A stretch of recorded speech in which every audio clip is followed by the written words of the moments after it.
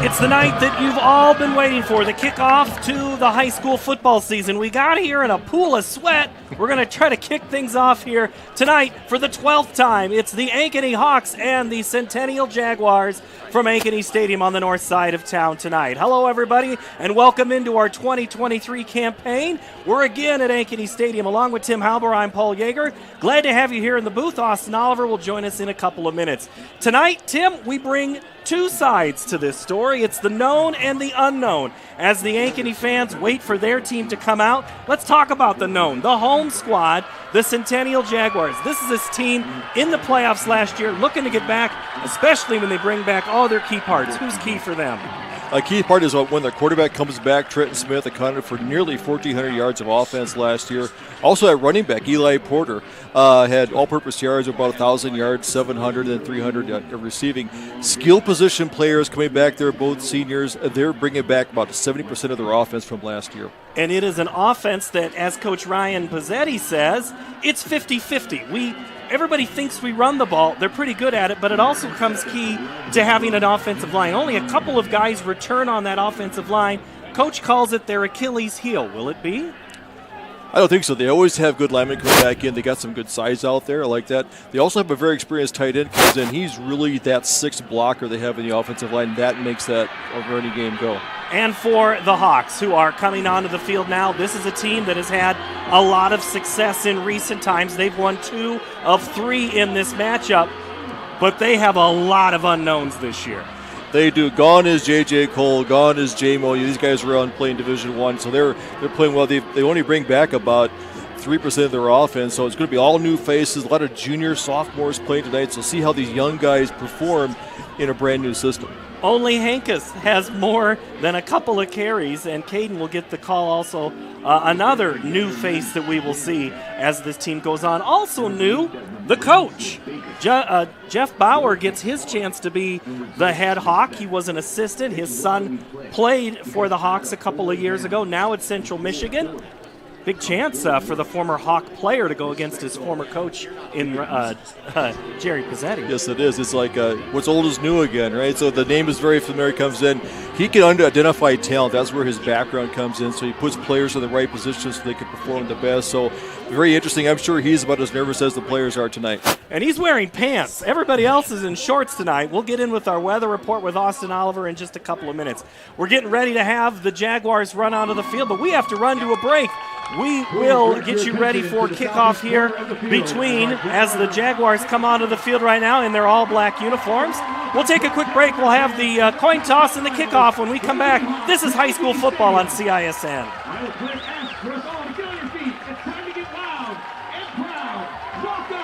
The Armin Ford Summer Sales Event. Ford F-150 XLT with 3.9% for 72 months plus $2,750 rebate. Flex buy must trade for 95 or newer. Get 2.9% for 60 months on the new Ford Expedition, Explorer, and Edge with additional bonus cash offers. And the all-electric Ford Mustang Mach-E with 3.9% for 72 months plus $2,000 bonus cash plus 90 days, no payments. It's the Summer Sales Event at DeArmond Ford Indianola. DeArmondFord.com. Do you know what the best part about being a dog is? You can hear disaster before it even happens. You know what they say about disaster. Sometimes it can inspire a symphony.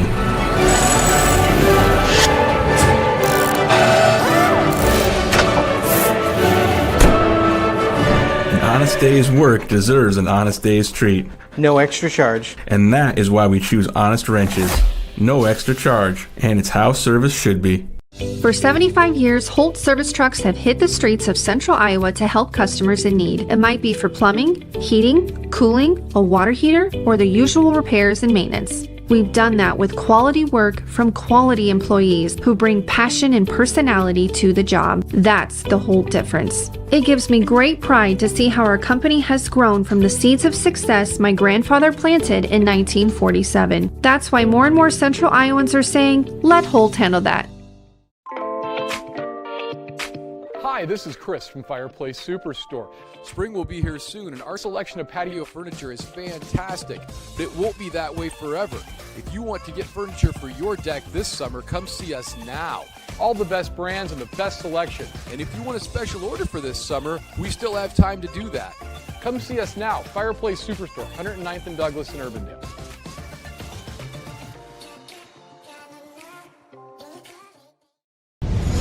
Ever have one of those awkward moments when a business disappointed you? You got ripped off? Didn't get what you expected?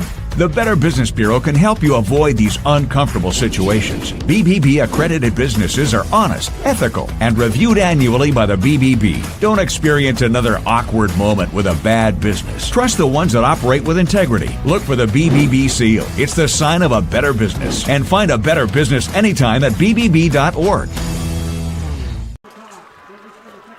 Week number 1 is just about to kick off. We're almost seconds away between Ankeny and Centennial.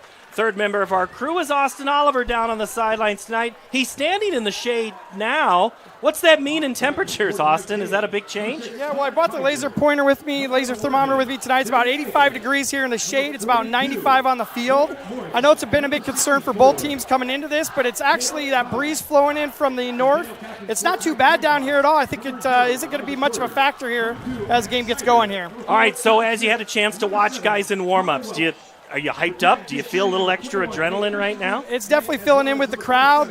Both teams I think are fired up. I don't think it happens very often. It's the first game of the season for the big rivalry, but I think everybody's jazzed up and ready to go. All right, Austin Oliver, thank you so very much. Appreciate that. We'll check in with him from time to time. Tim Albert, this game, we've had a chance to watch practices this week. You've had a chance to have conversations with coaches.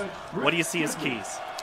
I say the key is, the more experienced offense is going to be on the Centennial. I think those seniors, young players, will look for the senior leadership. I think that's going to play out for Ankeny. It's the first team that gets their offensive rhythm is going to do well. I think that's the key for the Ankeny Hawks is can they establish offensive rhythm with a new quarterback, new running backs coming in. So we'll see which one can start establishing the line of scrimmage. You love the line. I do. I'm going to save your word. You can have that later on tonight. Ankeny will kick off from left to right. Back deep for the Jaguars. They're going to send Braden Jackson and Isaac Brule in the all-black uniforms. Getting ready to kick off for the Hawks will be Ryan Harrington. He'll tee the ball up at the 40. We've got a good crowd on the near side, great crowd on the far side. We are lined up around the edges, 3 to 4 deep. We're ready for some high school football in 2023.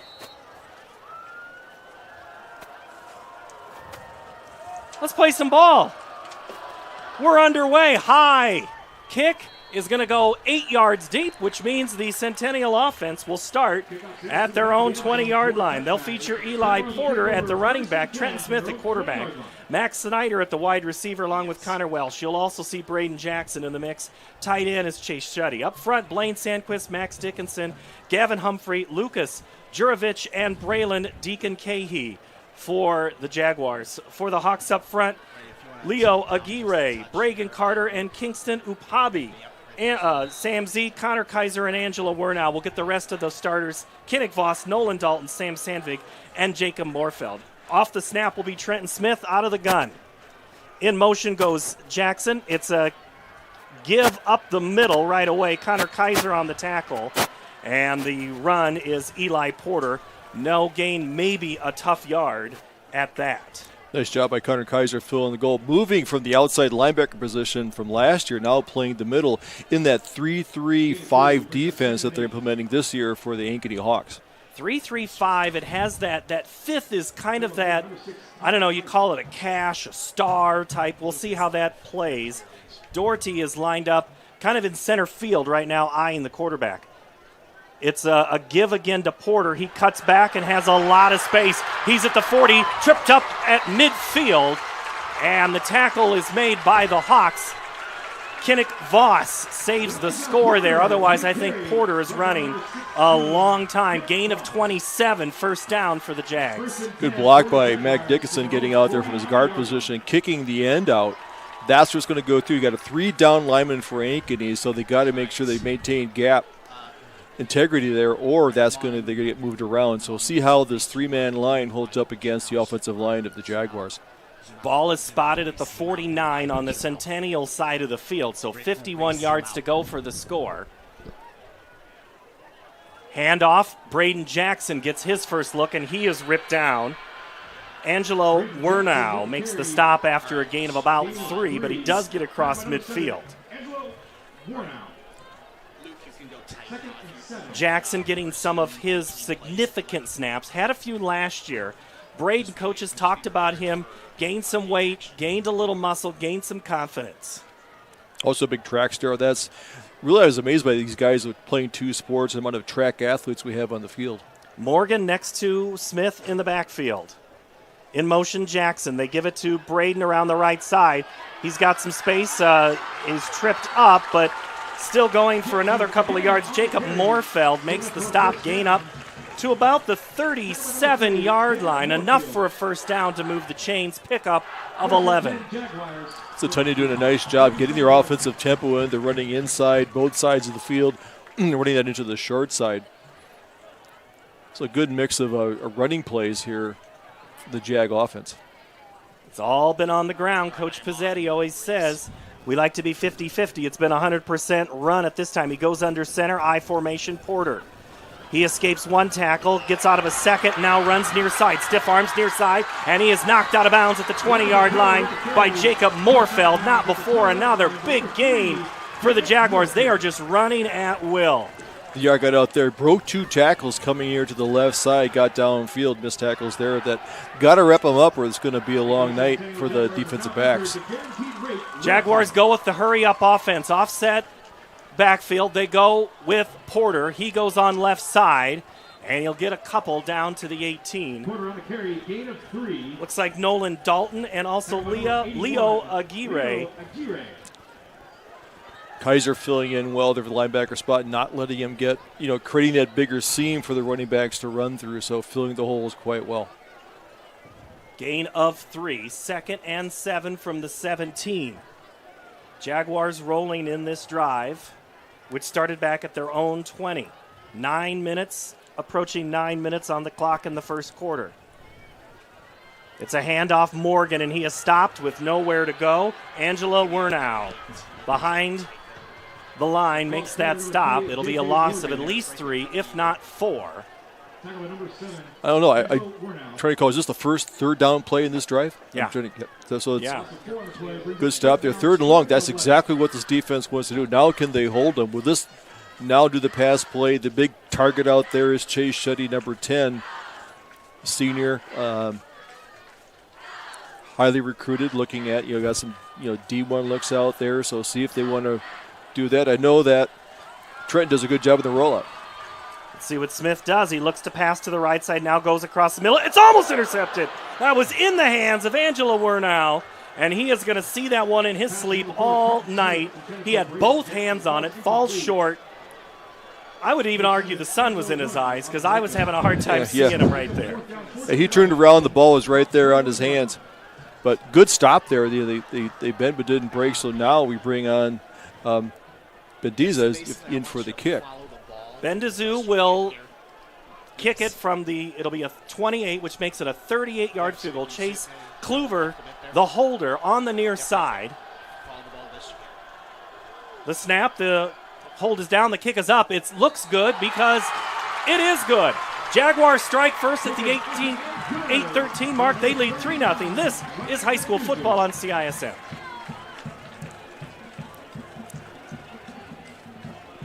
Face it, it's Iowa and it's hot and humid. Hi, I'm Joe the Car Guy with Westside Auto Pros.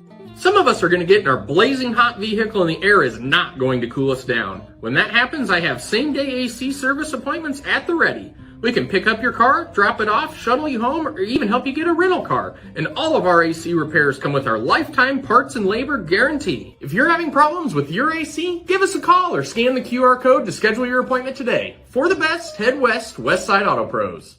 Free Godfather's Pizza begins with the download. Order through my new online ordering app and start earning free pizza and sides. It's easy. Download the Godfather's Pizza online ordering app today. Do it. Over 1,300 vehicles on WauKeeChevy.com. Schottenkirk Chevy Waukee. If we don't have it, you can build it. Newly expanded service department means we're hiring. See the openings on WauKeeChevy.com. Schottenkirk Chevy Waukee. WauKeeChevy.com. Only 7 plays? Centennial strikes first on a field goal, 38 yards for Centennial. Daniel Larmy back deep for the Hawks.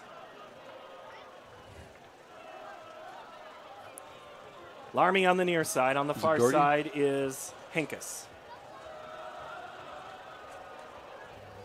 Getting ready to kick it off for Centennial will be Connor Welsh.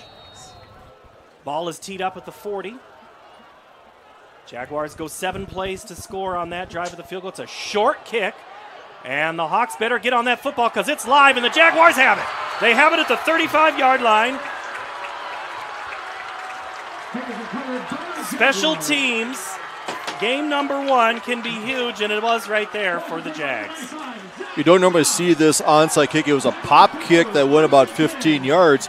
The up man couldn't quite get there to it. It bounced once. Jags come down with it at the 35-yard line. So big turnover, and coaches talked about turnovers can be a big key in this game. Zach Howe recovers it for Centennial. So the Jaguar offense comes back out onto the field quickly. The Hawks had about 60 seconds to make adjustments. We'll see what they can do. You look for a pass right away here, Tim? If he could roll out to this side, tight ends on the other side. Smith has Porter, play action. With time, Smith down the middle, he's got a man, Max Snyder, caught inside the 5. down to the 2, and at the 1, and there could have been a call for pass interference as Voss was all over him. Voss was all over him, but perfect throw. Put some air underneath it. Trent did a nice job throwing it down the middle, so that went right down inside, right on the goal line, so first and goal at the 2. Beautiful ball right there. Snyder catches it, pick up of 33. You called it. Quick pass play here. Get him while the defense is making adjustments. First and goal from the 2. Smith to go under center. Gives it to Eli Porter, who gets into the end zone, and the Jaguars get their first touchdown at the 7:44 mark in the opening game. Big blocking in there. Juravich is there. Gavin Humphrey center doing a nice job. So those guys are moving people out. Create a nice seam there. Braden Jackson does not need a lot. A lot of gap there to get through the hole. Eli Porter last year had a pretty good season. 10 touchdowns. He gets his first one here early on. The extra point is up by Ryan Bendazoo, and it is good. 10-0 Centennial from Ankeny Stadium.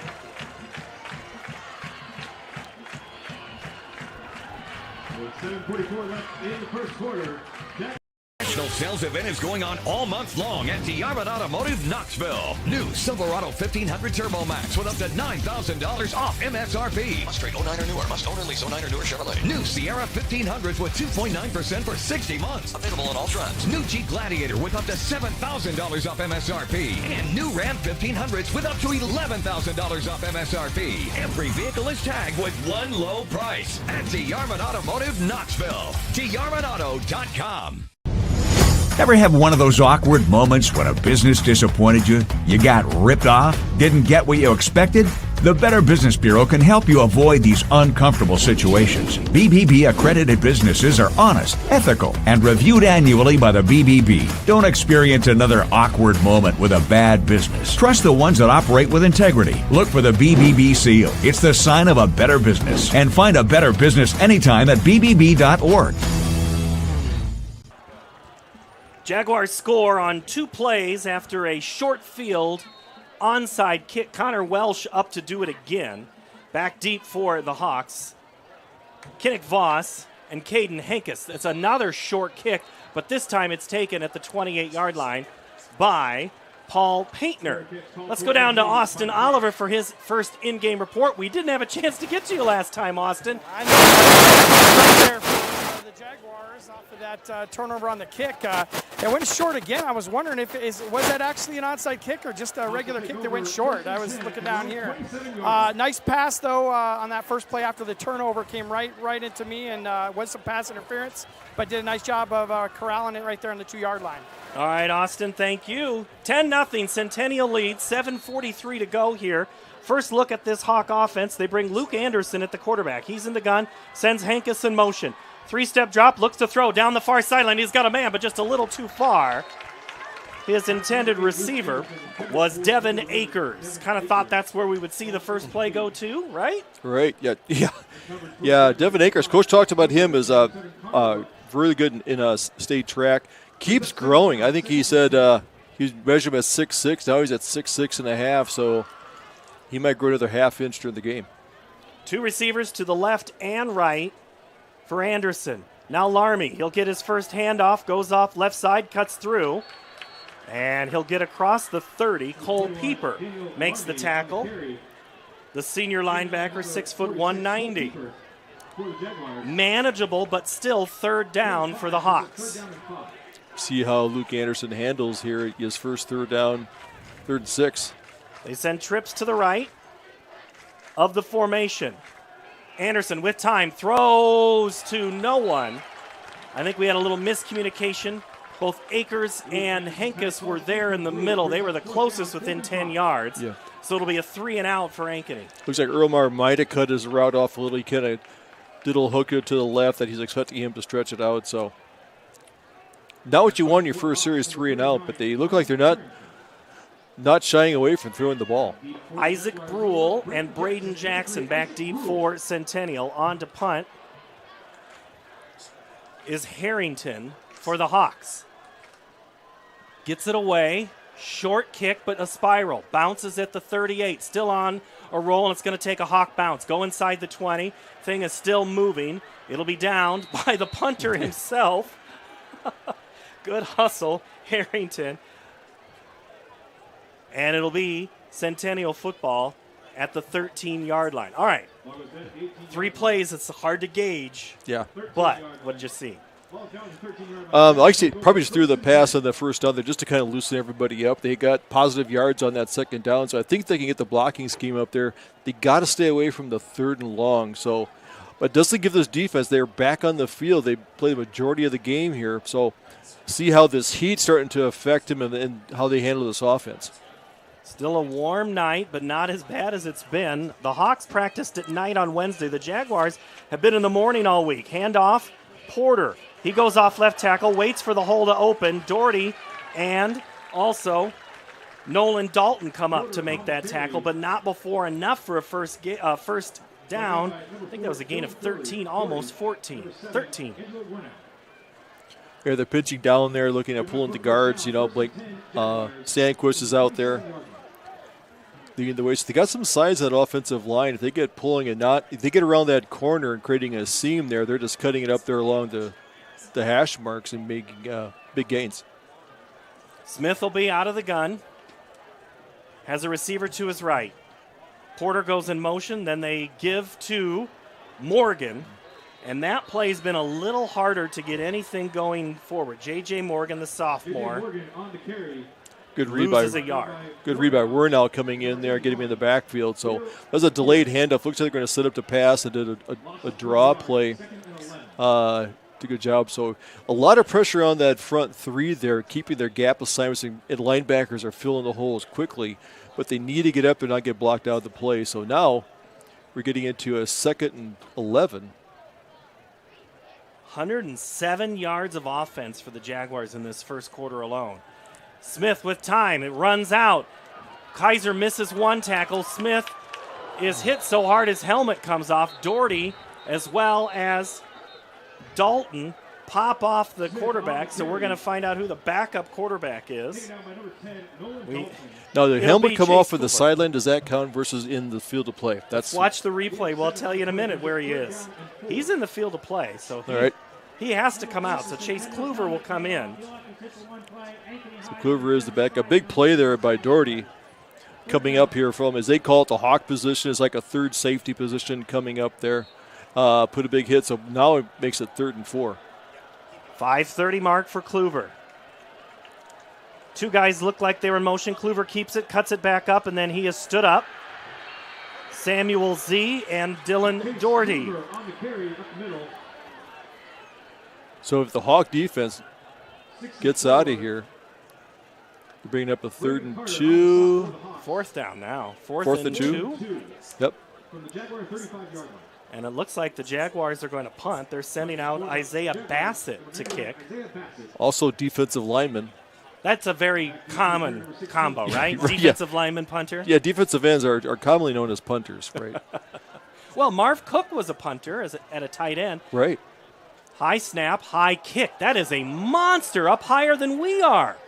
Bounces at the 40 and takes a huge Jaguar bounce of about 15 to 20 yards. Looks like your pitching wedge, doesn't it? Yes, that is exactly how my wedge goes. All right, let's find Austin Oliver. We need to get him into this. We're trying to get him all lathered up and into the mix. Austin, are you out there? What are you seeing so far? I'm over here on the Ankeny sidelines. They really needed that stop for sure. So they stepped up and got that stop on 3rd down. I think they can breathe a little bit easier over here and see if this offense could get going here for Ankeny Hawks. All right, Austin, thank you so very much. 10-0, 4:36 to play first quarter. As the Hawks get their 2nd offensive possession. It was 3 and out on the first one. Let's see what they do on the 2nd. They send a man in motion, go back underneath with Hankus, who just runs right through. Caden Hankus. Chase Kluver makes the tackle for Centennial. Caden Hankus is a guy last year, Tim. I think he had like 235 yards last year. He was really their only returning offense, and he gets a good play there, enough to get a first down. I think it was 11. Good north-south runner. From the 37, Anderson gives it again. Hankus on the cutback that time. Not much further for Chase Shuddy, who's going to play both offense and defense. His dad was a great defensive lineman in college. And so now it's the, what do you call it, the family business? Yes, I think it would be legacy. So Ankeny's coming out, they have 5 offensive linemen. The tight end really is playing a split position, but they're getting those trap plays in there. So going with this 5-man front, now the tight end comes into the formation. 3 receivers to the left. Hankus is to the right of Anderson, who's in the gun, ball at the 37. High snap, gets it back. Quick throw, steps under, and it's incomplete. Off the hands of Hankus, who came out on that wheel route. He had stopped, would have maybe picked up about 3 or 4, but instead it's incomplete. 3rd and 9. Luke was looking for the tight end, looking for Summerfield. He got jammed up there in the line. He lost his balance. Couldn't get out in the pattern fast enough, so Luke had to check down. And not enough time there to get the pass completed. So now we bring up a 3rd and long. See if they go back to the pass play or try to get that tight end out there. You know, Summerfield, a 6'3" tight end. 2 receivers left and right. Larmy is to the right of Anderson. It's a pass with time. Throws it nearly. It is intercepted. Kluver, the INT, Chase Kluver, had the tip and then pulls in the pick. Let's see that one again. A little behind. Hankus got up there, hit him in the chest. It bounced up a little bit. Chase Kluver went from number 5 to number 5 with the pick. The second turnover of this game, all in the first quarter, puts the ball on the 47 of the Ankeny Hawks. Jack Cahill was in the neighborhood. I don't know if he tipped it or if it was just tipped by the receiver to his defender. I couldn't quite tell. Ball's a little slippery. Looks like he had to come back for it, but got a catch, goes if he would have caught it, he would have had the first down. Jaguars have their next offensive possession. Just under 4 minutes to play, 3:57, Centennial 10, Ankeny nothing. Pass for Smith, goes down the middle. He's got Max Snyder caught, 10-5, and that is a Centennial touchdown. Max Snyder, 47 yards. Good read there. That's twice now. The corners have been out there playing man-to-man. They're running guys deep down the middle, and there's no safety help there. So the Jaguars have seen something on that Ankeny Hawk defense that they can exploit, that they've gone deep twice, once to the left side, once to the right side. But good passing. Eli putting there on the money. Snyder has speed, and it is hard to keep up with speed. If you're not, you're going to have to do something different there at the line. Coming back last year with 5 TD receptions, so he's added one this year. Bendizu on to attempt the extra point. He puts it up through the uprights. It is now 17-0 Centennial, 3:50 to play in the first quarter. Ever have one of those awkward moments when a business disappointed you? You got ripped off? Didn't get what you expected? The Better Business Bureau can help you avoid these uncomfortable situations. BBB accredited businesses are honest, ethical, and reviewed annually by the BBB. Don't experience another awkward moment with a bad business. Trust the ones that operate with integrity. Look for the BBB seal. It's the sign of a better business. And find a better business anytime at bbb.org. Do you know what the best part about being a dog is? You can hear disaster before it even happens. You know what they say about disaster. Sometimes it can inspire a symphony.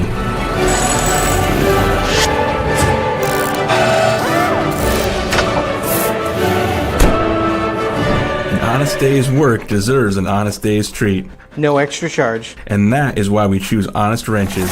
No extra charge. And it's how service should be.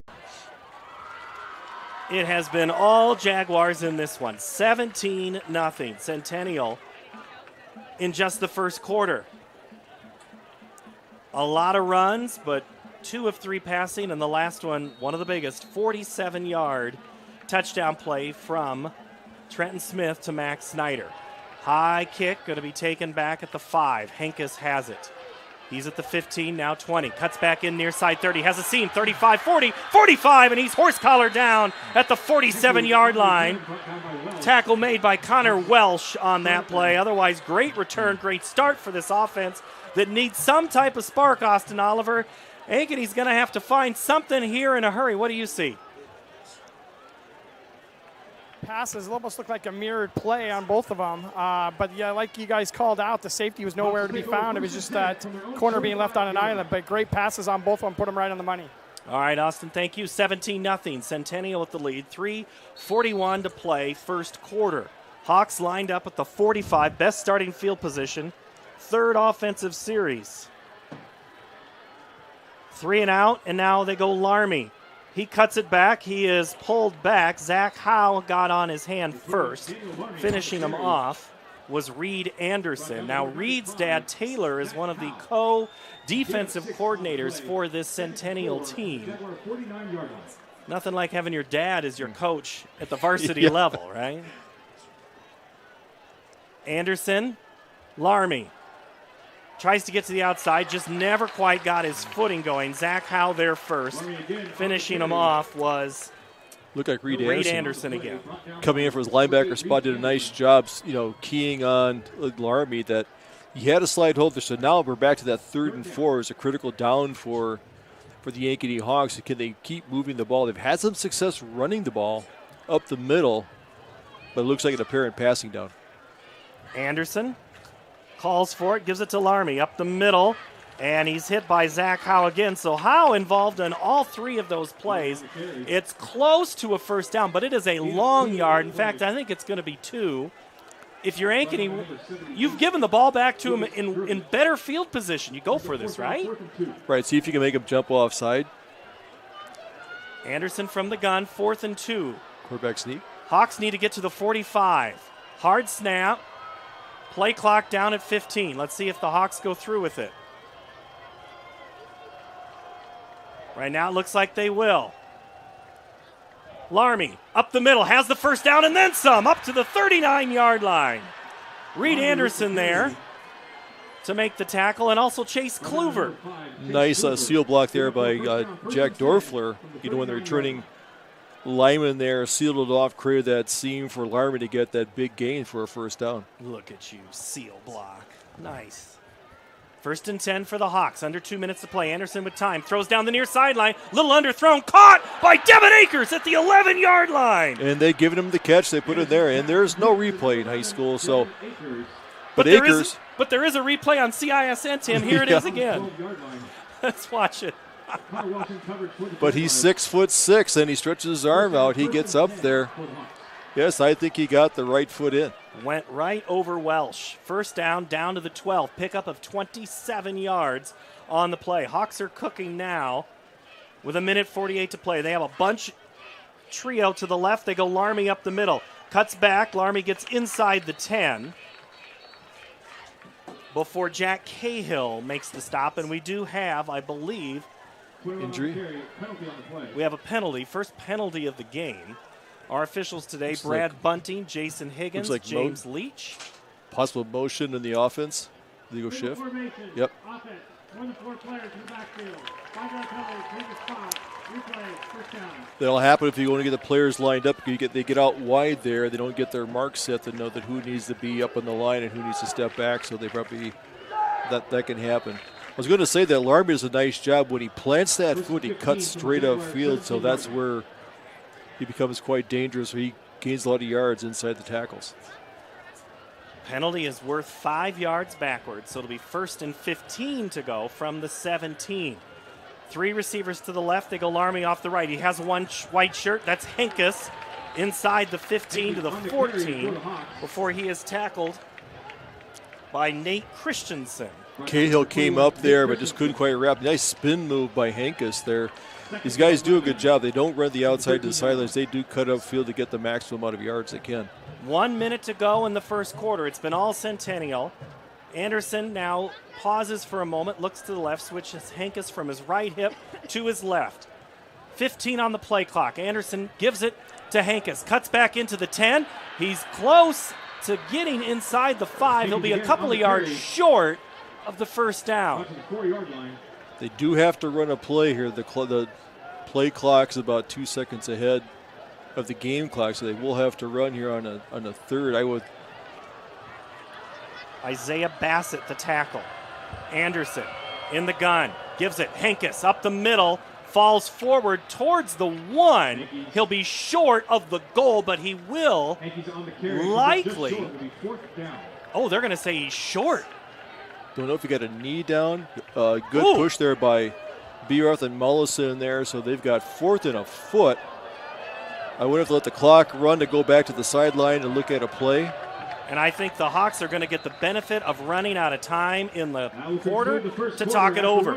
Hawks are on the goal line, but it's 4th down when we come back 1 quarter in. Centennial leads 17-0 over Ankeny.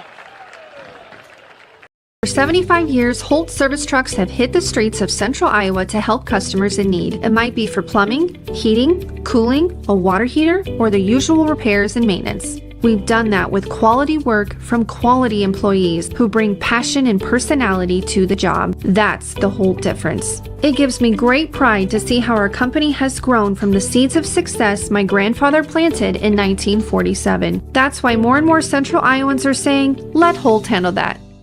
It's the DeArmond Ford Summer Sales Event. Ford F-150 XLT with 3.9% for 72 months plus $2,750 rebate. FlexBuy must trade for 95 or newer. Get 2.9% for 60 months on the new Ford Expedition, Explorer, and Edge with additional bonus cash offers. And the all-electric Ford Mustang Mach-E with 3.9% for 72 months plus $2,000 bonus cash plus 90 days, no payments. It's the Summer Sales Event at DeArmond Ford Indianola. DeArmondFord.com.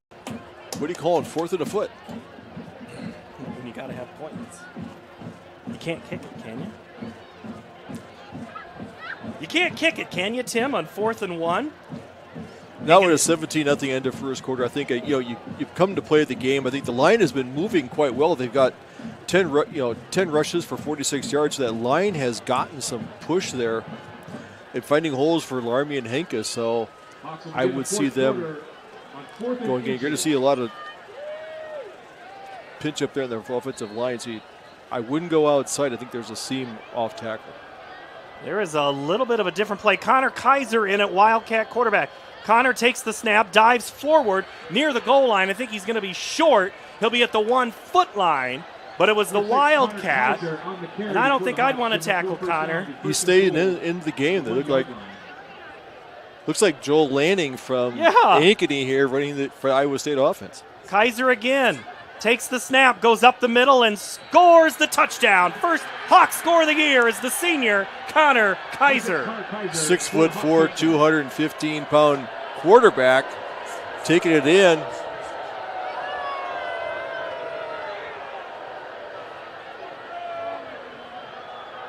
Big drive there. They got the kickoff return from Hankes, getting it out to over the 40-yard line. That was a nice drive for the Ankeny Hawks to get it down there and get a touchdown to get themselves back in the game. Harrington on to attempt the extra point after the 1-yard touchdown score from Kaiser. Kick is up, and it is good. 17-7. Hawks get on the board here in the second quarter. You're watching high school football on CISN. Hi, this is Chris from Fireplace Superstore. Spring will be here soon, and our selection of patio furniture is fantastic, but it won't be that way forever. If you want to get furniture for your deck this summer, come see us now.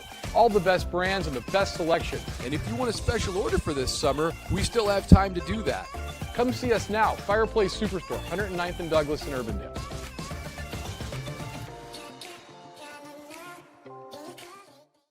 Over 1,300 vehicles on WaukeeChevy.com. Schottenkirk Chevy Waukee. If we don't have it, you can build it. Newly expanded service department means we're hiring. See the openings on WaukeeChevy.com. Schottenkirk Chevy Waukee. WaukeeChevy.com. No Steelworks. Guaranteed rates. Whitehart Realtors. Well, the sun has, hidden. We got shade now around the outside of this stadium here. Most of the fans on the far side. A little bit of sun. The entire field fully in shade as we approach the 7:30. We're about 30 minutes of daylight and 11:47 left to go second quarter. Centennial 7, Ankeny 7 as the Hawks get on the board. After a couple of big plays, they're finally getting some offensive. We didn't get a chance to look at the first quarter statistics, but Centennial had 80 yards passing, 83 yards rushing for a total of 163. Now throw in the 2-yard extra play for Ankeny in the second quarter. It's 27 passing, 49 rushing for a total of 76.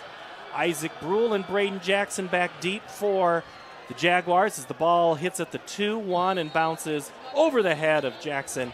And it'll be 1st and 10 from the 20 in a moment. Let's go down to Austin Oliver, the third member of our broadcast crew. And Austin, is it getting any cooler down there, or am I just making stuff up? I would almost think it's kind of pleasant down here, so it's not too bad. That breeze is just definitely benefiting everybody right now. But a couple things I liked on that drive for Ankeny is in between the tackles, they had the most success. When they got out to the outside, Centennial was able to use their speed to kind of stop those. But once they started going up the middle, had a lot of success. I think that a little bit of a hurry-up offense as well was maybe helping limit some of the substitutions coming in and out for both teams. So two things I kind of liked on that drive for Ankeny. So you are seeing a lot of bodies going in and out throughout the game? I am not right now, but when they seem to be picking it up a little bit on offense for the Hawks and getting up to the line and not letting Centennial get those substitutions in. All right, thank you very much, Austin. It's a reverse now to Eli Porter. He gets out to the numbers, and he has a whole lot of space at the 30-40, knocked out by Doherty at the 40.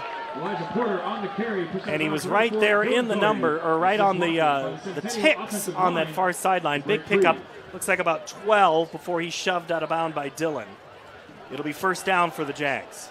Kaiser in the backfield, just about, he had his hands on him. Big block there in the back, but got him outside. Still trying to figure out, this is a new defense for the Ankeny Hawks, looking at, went from that Stillwater defense they had last year going to this 3-3-5. Looking at basically, it's like having 3 safeties out there. So still getting used to how that defensive backfield gets their lane assignments and handles the Centennial offense. The new defensive coordinator for Ankeny is Todd McGackey, as Braden Jackson is popped right away. Sam Z was there first. Todd McGackey is a name, if you follow high school football, has been around some bigger programs. He was with Mitch Moore at 2 stops, both Des Moines Roosevelt and most recently at City High in Iowa City. McGackey came back to Central Iowa. Brady Wall's the new offensive coordinator for Jeff Bauer for the Hawks. But it's the defensive coordinators that are different for Centennial. But Ryan Pizzetti's still calling the plays. What's he dialing up now, Tim? They go back here. He's had some success with the deep route. I think they want to try to get outside, but I see that they've got Braden Jackson in the backfield. And they give it to Jackson, who is stopped right away. Right there was Wernow, Sam Z, and big Leo Aguirre, who has spent a lot of his summer playing for the Mexican national basketball team. Hasn't had a lot of football practice, did not play last year football as a junior, played as a sophomore. Coach just said, I just need you to rush the ball. Yeah. He did a very good job of that play, rushing the ball. Great story coming in. Like, would you like to play? Just have fun when you're out there. That's having fun when you stop in the backfield. So needed out there, having enough linemen, but he does a good job getting pressure in that backfield. 3rd and 11 for Centennial from the 31. 10-18 to play here in the second quarter. Jaguars have scored early and often. Smith goes with the hitch route back to Max Snyder. Caught in space, jives in, now jives out. He's close to the 40, but it'll be short. Dylan Doherty makes the final stop. Also coming in was Andrew Haase, who we were told was likely not going to play tonight. Haase, who had an injury at the very first week of camp. And we do have a down Hawk back. Braden Carter, one of the captains, is down on the turf at the 24-yard line as he gets quickly attended to. Haase is a guy last year, Tim, as a sophomore, kind of developed, and as the season went on, it seemed like he got taller and the lore around him got bigger. Yeah, he did. He's got a really good foundation, 6'2", 209. Broke a collarbone. Coach says, I might put him in a little bit. I'm going to play it safe with him, getting out there, getting some reps out there. It's good to have people that can come in and spot, getting a lot of replacements out there, so it does help. What did he call him? He goes, he's Coach Bauer. Remember, he coached baseball. He says, we'll keep him on a limited pitch count. Yeah, right. Yeah. Looks like Captain Braden Carter out there is sitting on the turf. May have caught up in that mishmash in the backfield with the lineman. There's a look at the Hawk defense, who have now made it 4th down here. as Carter gets his way up. Hey, this is not the only game going on tonight. We got other games going around. Some are a little closer than others. Valley leads Southeast Polk 8-7. Waukee has now scored again on Ames, 21-0. That's another game you can see on CISN. Johnston leads Waukee Northwest 14-7. Liberty and West tied at 7. We will see Liberty yet this season here. And Indianola leads Urbandale 17-0. Here it is 17-7. Centennial in the lead. They're assisting Carter off the field. He's the captain. He is, as coach says, he bleeds maroon and gold. He's the guy that really is a true captain out there, a leader of this team. So I hate to see him. Hope that's not serious, that he just got a temporary injury there. But you hate to see it in the first game of the season, especially to a senior leader like Reagan Carter. Yeah, Carter is not putting any weight on that right foot as he hobbles off. So we will likely see, we'll keep an eye on, it could be Ahmad Fuad. He was in practice the other night at that position. So down, 4th and 4 from the Jaguar 38. Jaguars are going to punt it again. Isaiah Bassett, at least they're lined up to punt. Back deep for the Hawks at the 30 is Caden Henkes. Bassett again, great punt. Man alive. That goes off the hands of the Hawks, picked up by Jackson, rolls into the end zone, and that is going to be downed at the 5. Can't advance it. It goes off. Actually, it was Kinnick Voss. It goes off of Voss. The thing just took him over. And so now, that was not your intent. Let's take a look at the replay. Look like a Reggie Roby punt head on air. When you're a punt returner and you're backing up for the punt, sometimes it's best to let it go. It is to try to catch it over your shoulder. That's what happened. He lost his field of vision there for a little bit. Once it bounced, it's a free ball. 2 special teams plays so far have gone against Ankeny and for Centennial. The officials are having a discussion. Right now it's down at the 5. Can you advance that? It is a down ball, right? No matter if you're fumbling or loose ball, it's not an advance.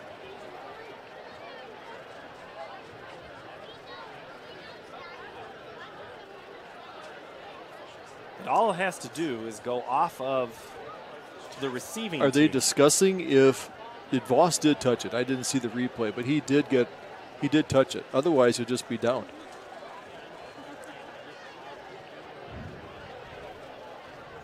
Brad Bunting huddled there with Jason Higgins and James Leitz. Let's watch it again here, Tim.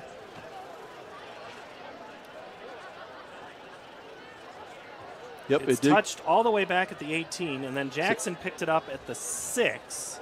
So the ball should be back at the 6. They need to move it back there. But definitely was. I was just looking to see if Voss did touch it. That he did. It bounced there, so he couldn't advance. Once he caught it, he couldn't advance it.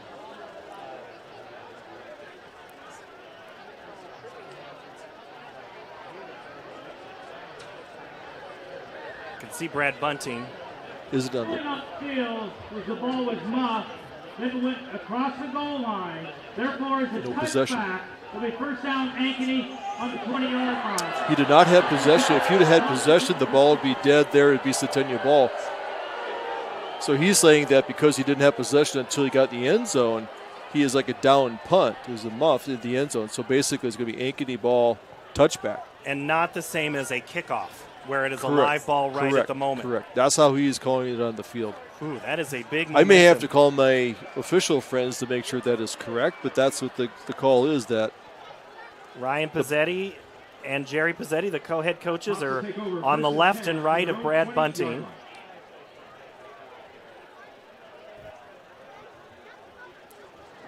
I'm sure that's an interesting discussion on the sideline.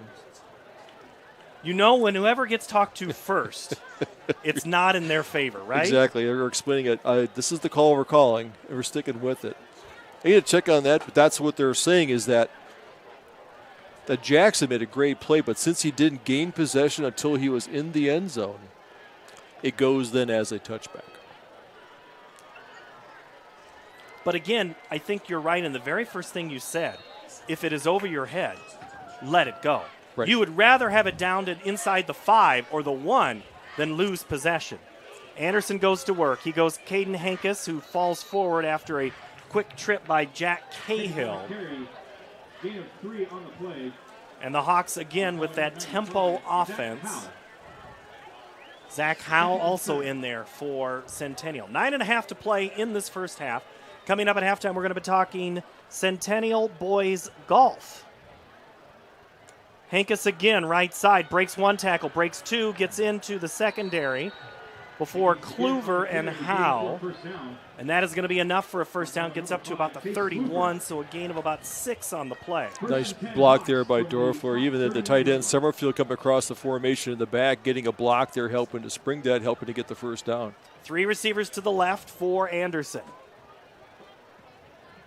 Larmy to the right of Luke. Let's see what Cool Hand can do on this play. Coaches like his demeanor. He's got to have some wherewithal of the situation, just one play at a time, down 17-7. Anderson sends a guy in motion, goes Larmy off the right side, who will fight his way through, and he is getting near to that second level, Tim. Am I seeing that right? Yeah, some good blocking up front. They're occupying that 4-man front of Centennial. Before the linebackers can get in there and get into that lane, into the gap there at the tackle.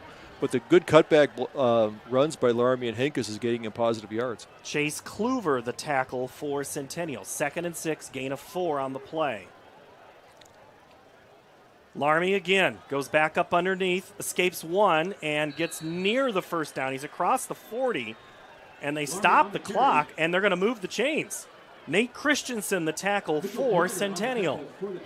Zach Howe had him there. He's slapping himself because I had the tackle. He slipped through. Larmy's hard to bring down on the first hit. He does always get positive yardage. That's that leading forward. Good leg strength by the running back. Sommerfeld goes in motion.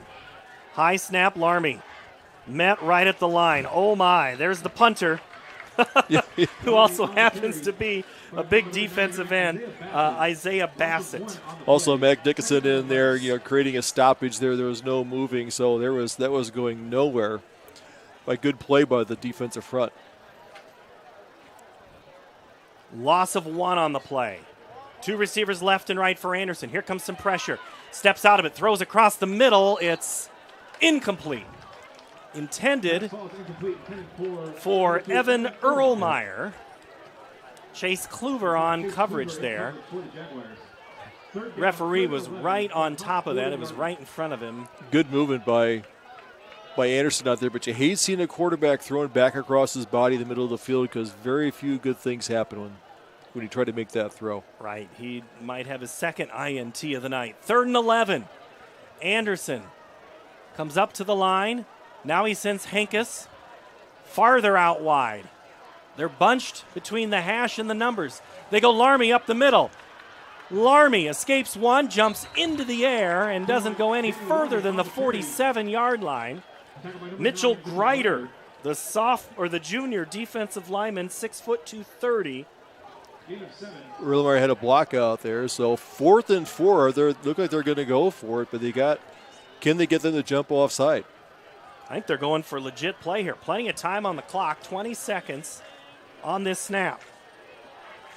Anderson looks back to the right. Brady Walls makes a call. He moves Larmy back to. When it down, you call a timeout. 8 seconds on the play clock. 5. They're going to have to hurry now. 3, 2. Need to snap it, and they don't. The 5 yards doesn't hurt them too much if they believe their punt game only moves it back to the 42. So smart play by the Centennial defense, not taking the fake or the jump. Well, because if you're Centennial, right, you're like, they got to snap it. We're going to go. Yep. But this time they want the yards, whereas before, Ankeny did snap it, try to go for it on 4th down. All right, back deep. Let's see. That's Braden Jackson and Isaac Brule. As Ryan Harrington stands back at his 28 to punt. Low kick, but a nice spiral on it. Goes over the head of Jackson, bounces at the 12, kind of sticks right there, goes out of bounds at about the 10. And so Centennial have 90 yards to go with 6:26, all 3 timeouts. All right, Austin Oliver, we probably should have gone to you during the the discussion of the officials. I should have told you, hey, get your nose in there, find out what's going on. But what are you finding out right now, Austin? Well, gosh, a tale of two punters here. They've been integral parts of the game. I don't think you can even call that guy a defensive end right now. He's a punter. And then Harrington just coming back on this change and just putting it right inside the 10-yard line. Nice job on both guys. Feel like you're watching an Iowa football game, right? The punter is the lead? Very, very true. Very true. All right, Austin, thank you. He'll have a coach interview at halftime. As it stands, it would be Ryan Pizzetti. So the Jaguars lead 17-7, 6:26 to go here in the half. It's Porter, who stopped at the line of scrimmage by Doherty. Finishing him off was Ahmad Fuad, who will probably see a little bit more after the injury to Bragan Carter. Good key by Doherty. Playing that, what they call is the hawk position. I think some different defenses have that. I think, Iowa runs that. They run a 4-2-5, so they call that the cash position, but they get a four-man lineman. This is more, you probably see, if you're familiar with Iowa State defense, they truly run a 3-3-5 defense. You'll see this more often with the three safety set. So Doherty doing a good job coming up and making that tackle for only a few-yard gain. Porter and Smith in the backfield. It's Porter around the near side. He gets up towards the 20, very close to the first down, and I think he did get it. Connor Kaiser, also Kinnick Voss in there. They'll move the chains for the Jaguars.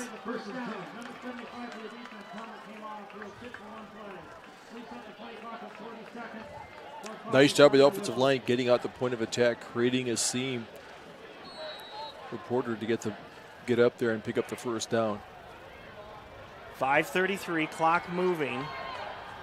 The Centennial offense not quite running at will in the second quarter like they did in the first, but as soon as I say that, they'll probably have a big play right here. Smith in the gun. Gives it to Porter. Stretches it out. Aguirre chases him. Cuts it back in. Kaiser then coming up. Ball comes loose, but comes right back into the hands of Centennial. I'm not sure who came in to pop that. It looked like it might have been Jacob Moorfeld, who got a helmet on it, but Kaiser and Wernow were there. Let's see if we can pick it up in the replay. Coming in, popping that loose, I think, was. Yeah, Gihei stretched it out there. Ball, popped out. Tried to gain some extra yards. Luckily, it bounced in the hands of Chase Shetty. Moorfeld was who did pop it through there.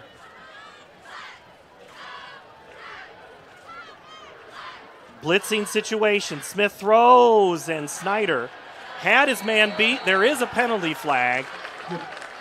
There could be a reason that maybe Max wasn't as open as we thought. Yeah, I think they might have caught Jacob Moorfield a little bit on the back there of Langford coming across the middle.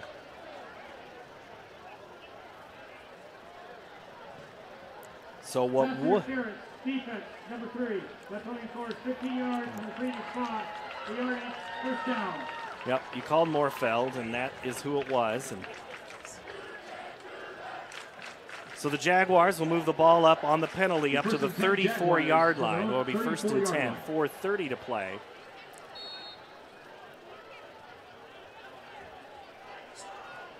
Morgan is in behind Smith. They go second man through, which is Porter on the cutback. He jets it, sweeps it, now makes a cutback at 45. He's inside all the way down to the 30-yard line. Nolan Dalton, Dylan Doherty save the touchdown there, pick up of 35 yards. Good kick-out block by Juravich out there, freeing up, Porter to get a lot of free real estate there. First and 10. Boy, there was a block right there on the outside that sprung that, and that is also a play that used to be in the Ankeny playbook for years. Haven't run that one as a good counter. I don't know what you call that, a reverse jet sweep? Kind of that. Looks like a counter play. Yeah. Morgan in the backfield, Eli coming back on the counter. First and 10 from the 31. Whistle before the snap. Timeout, Centennial will step away as well. 3:52 to play, 17-7. Jaguars lead the Hawks. Timeout, Ankeny Centennial. 75 years, Holt service trucks have hit the streets of central Iowa to help customers in need. It might be for plumbing, heating, cooling, a water heater, or the usual repairs and maintenance. We've done that with quality work from quality employees who bring passion and personality to the job. That's the whole difference. It gives me great pride to see how our company has grown from the seeds of success my grandfather planted in 1947. That's why more and more Central Iowans are saying, let Holt handle that. 3:52 to play here before half. Centennial 17. Ankeny 7 in this opening night of the 2023 season. It's warm, but it's been warm all week. It's not a surprise the heat was coming. All you got to do is hydrate, Tim. Hydrate a lot this weekend. This is one of the nicest nights we've had all week long. Something under 90 degrees. Something to watch out for. They put Shuddy out here wide right to see there on a smaller, with Voss out there as guarding him as the corner position. That is a matchup I think if you're Centennial you like a lot. Jackson goes in motion. He gets the sweep to the left side, cuts it back around the left, and makes his way near the first down stick. Morfeld there. Braden Jackson, Angela Wernow. Morgan out there, blocking from his back position. Lines up at tailback, gets out there, uses the kick-out block. Second and 1, Jaguars. So finding the Centennial offense is finding their rhythm now. They're getting in, they get the plays out. They're getting some continuity out there, so they're feeling good. Again, those linemen are getting, warmed up and getting their blocks out, getting their timing in. Lawson Langford now lined up in the back, as well as Morgan. Langford gets the call, and then he is stood up right away by Kingston Upabi. You've been waiting to say his name all night long. Waiting on Upabi. Kingston, 6 foot, 194 pounds. Great job by him coming through there. Didn't fall for the fake. And actually, that was a big loss because what would have been a first down on that second down play caused a loss, brings up a 3rd and 4. So big down here because you don't want them to get a first down. You want to keep Centennial out of the end zone if you're the Ankeny Hawks. 2:37. Jaguars still have 2 timeouts in their pocket. Morgan and Jackson back there, as well as Shuddy in the backfield. They go Jackson, cuts it up right at the guard. Doherty's there, and I think he's going to carry that scrum past the 20. That's all he needed to get to was the 21, and he made it easily inside the 20, so it'll be first down. A lot of zone blocks or reach blocks by the whole offensive line. They just basically shifted to the right and zone blocked everybody there, and just let the running back pick the hole and follow that scrum to pick up the first down. And the officials don't have to blow that dead right away. No. They can run that thing. It's their call if they think it's worth it. Who's going to be the sacrificial one to go down and trip that all up? Smith and Morgan in the backfield. First down for the Jaguars. They go Porter, who's back into the ballgame. Porter makes one man miss, still running down the near side. He's got a little window, but he's shoved out of bounds at about the 10. See, Kinnick Voss and Nolan Dalton in on the tackle. First and goal. Centennial Jaguars. He forced the ball inside, but he got out there, picked his hole quite well. There was a lot of traffic out there, got positive yardage, so getting down there, first and goal. Now there's no hurry with one.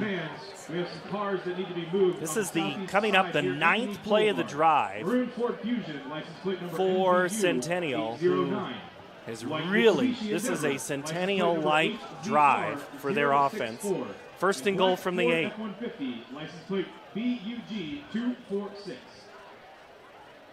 Smith with time, throws it to Porter, off his hand, incomplete. A little bit of pressure coming up the middle. Smith's pass falls incomplete.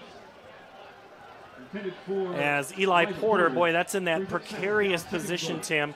Tipped it up, and that's when you expose yourself to an opportunity for some contact. Right, a little tougher pass there going out to his left. So see, they thought they would go with the running play because they still have 2 timeouts down inside the goal line. So see if they go with a running play here. Had a lot of success there with the tailback leading on the block and using the wing back or the side to carry the ball and pick a hole. So we got Porter out there on the right side as a wing. 98 seconds to go before half. Smith throws angles to the end zone. Snyder pushes off, catches it, and scores! Touchdown! Gave the touchdown. Snyder made some nice space. Right off of Voss, scores his second touchdown of the game, 23-7, Centennial. There's a lot pass there by Trenton Smith in the end zone, his second touchdown pass of the game. Sussing out, they had one-on-one, did a little out there, went up and came down with the ball. In to kick the extra point, Ryan Bendazoo.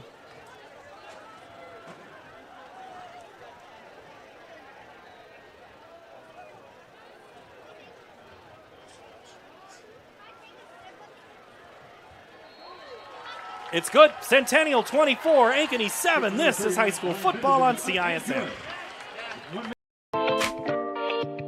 Hi, this is Chris from Fireplace Superstore. Spring will be here soon, and our selection of patio furniture is fantastic, but it won't be that way forever. If you want to get furniture for your deck this summer, come see us now. All the best brands and the best selection. And if you want a special order for this summer, we still have time to do that. Come see us now, Fireplace Superstore, 109th and Douglas in Urbandale.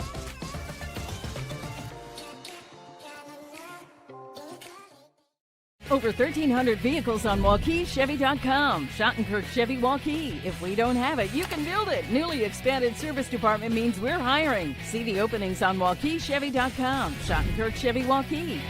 WaukeeChevy.com. Centennial 24, Ankeny 7.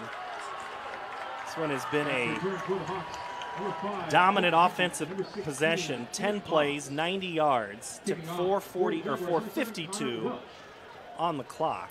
256 yards of offense, 161 yards rushing for Centennial. Back deep for the Hawks, Kinnick Voss and Caden Hinkus. Waiting for that 50-50, in terms of plays the coach was talking about. But that's a very typical ground. Control the ground game, control the clock. That's a smart way to go on a warm night. Welch's kick is taken at the 10 by Voss, and he has popped and spun around like a top. Gets a yard of a pickup of about 8. All right, Austin, you've got your first halftime interview coming up, but before you get to that, what do you know?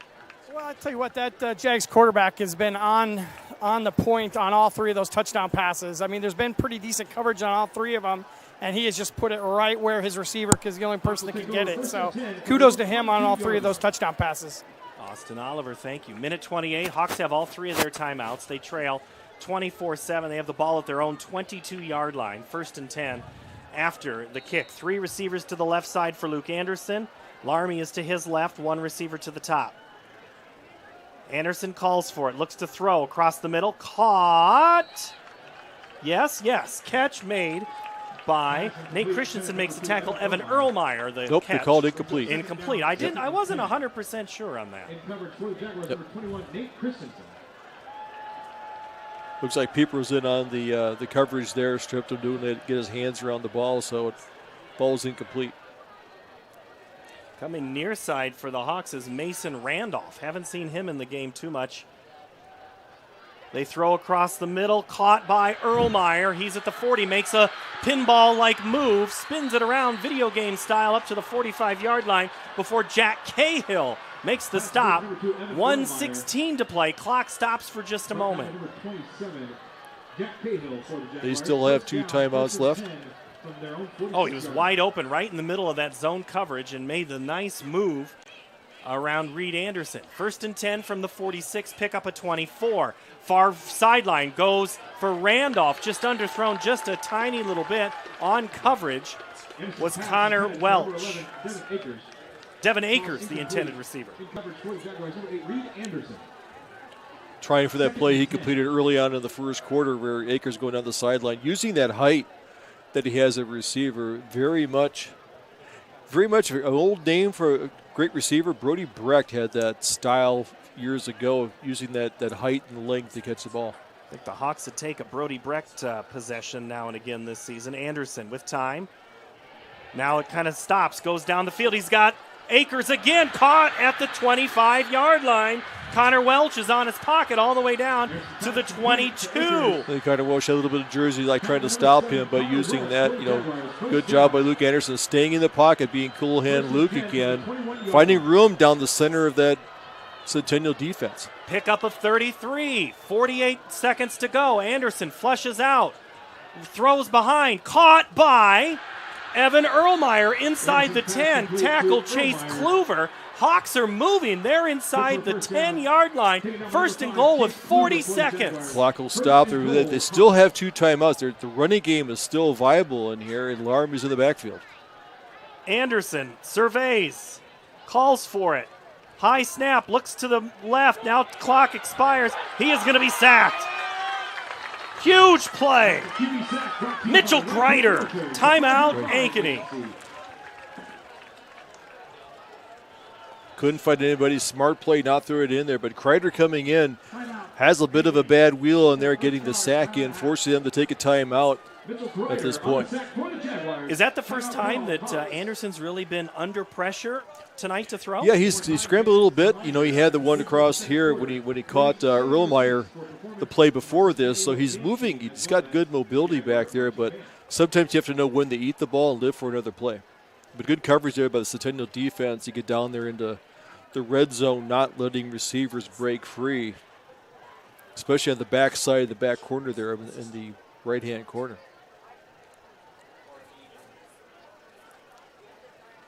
.24 seconds to go before half. Ankeny would love to find some way to get some points. Anderson tonight passing 5 of 11. Hawks are 19 carries for 71 yards, total of 167. But so far, this is one of the most impressive drives Ankeny's had.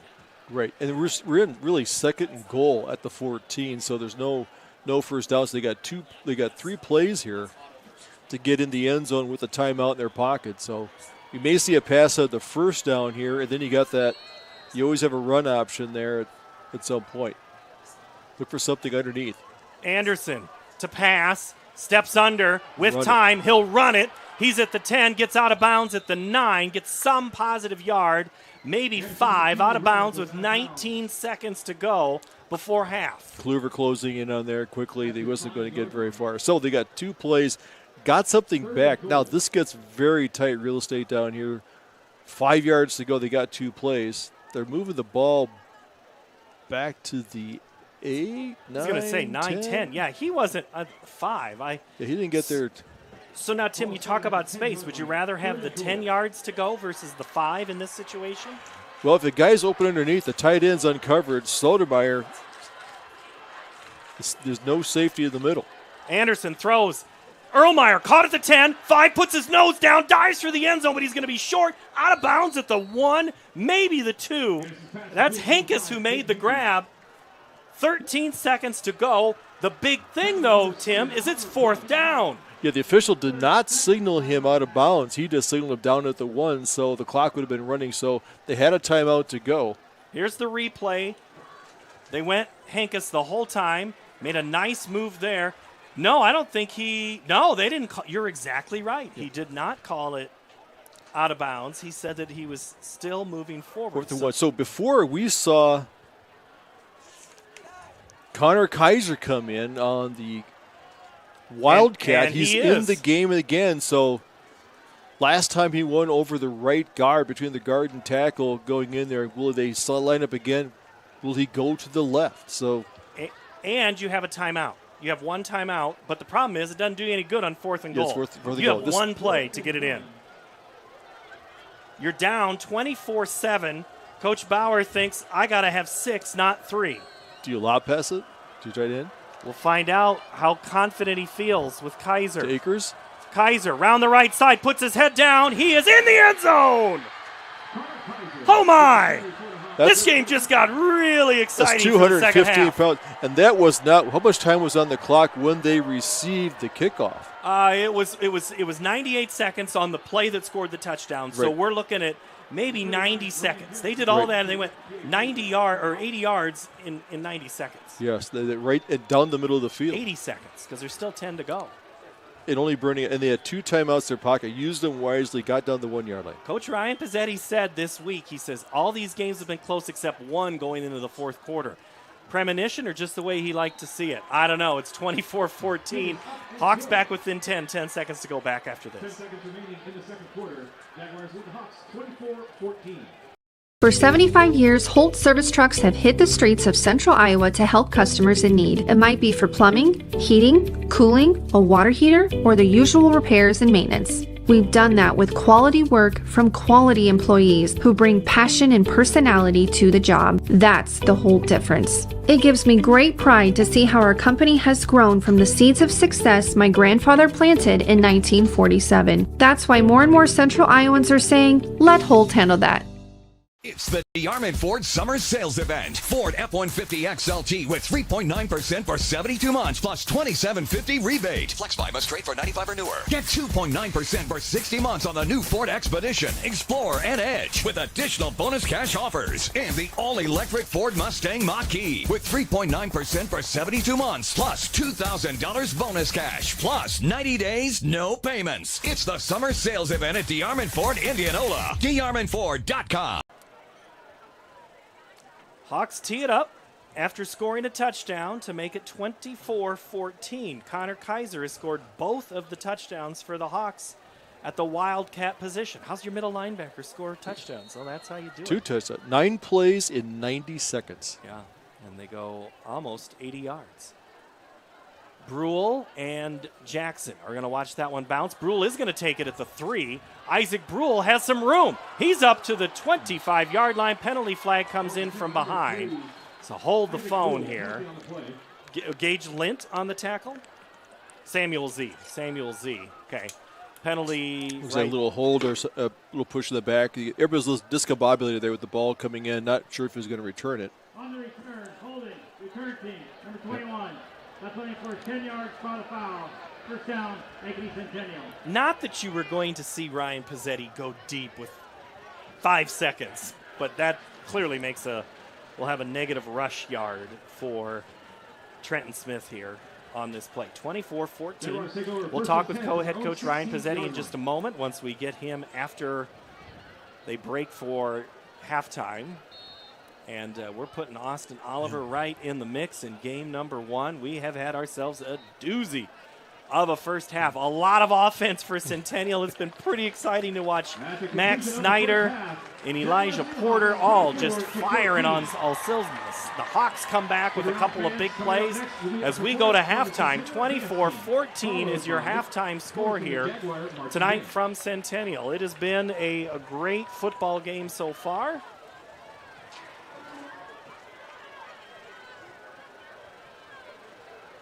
All right, you guys got me down here? Go ahead. Let's go, Austin. All right, I'm here with Coach Pizzetti. Back-to-back drives by both teams to end the half here, looking very good, but 24-14 lead for you guys going into the half. How are you feeling? You know what, we're happy with a lot of things.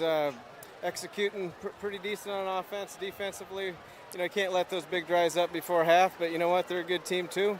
We'll go make some adjustments, come out second half, see how we can finish. All right, thanks very much, Coach. Ryan Pizzetti at halftime with our Austin Oliver. Great job, Austin. Throwing him right into the mix. 24-14 is your halftime score. We'll talk with Coach Jeff Bauer coming out of the locker room. And I put locker room in quotations here. But coming up next, we're going to talk Centennial Boys Golf here on CISN. Come on back for the second half. I have a feeling we are setting ourselves up for a good finish. Centennial 24, Ankeny 14. This is high school football on the Central Iowa Sports Network. Ladies and gentlemen, please welcome both the Listen, it's Iowa and it's hot and humid. Hi, I'm Joe the Car Guy with Westside Auto Pros. Some of us are going to get in our blazing hot vehicle and the air is not going to cool us down. When that happens, I have same-day AC service appointments at the ready. We can pick up your car, drop it off, shuttle you home, or even help you get a rental car. And all of our AC repairs come with our lifetime parts and labor guarantee. If you're having problems with your AC, give us a call or scan the QR code to schedule your appointment today. For the best, head west, Westside Auto Pros.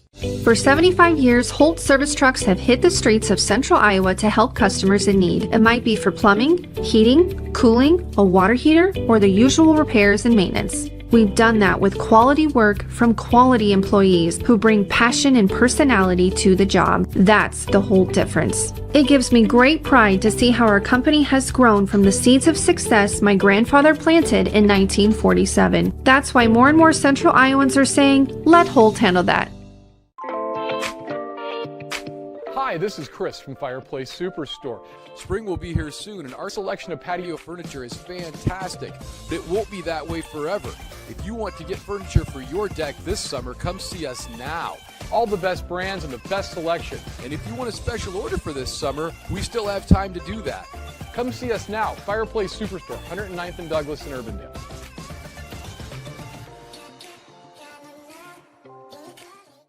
It's the DeArmond Ford Summer Sales Event. Ford F-150 XLT with 3.9% for 72 months plus $2,750 rebate. Flex buy must trade for 95 or newer. Get 2.9% for 60 months on the new Ford Expedition, Explorer, and Edge with additional bonus cash offers. And the all-electric Ford Mustang Mach-E with 3.9% for 72 months plus $2,000 bonus cash plus 90 days, no payments. It's the Summer Sales Event at DeArmond Ford Indianola. DeArmondFord.com.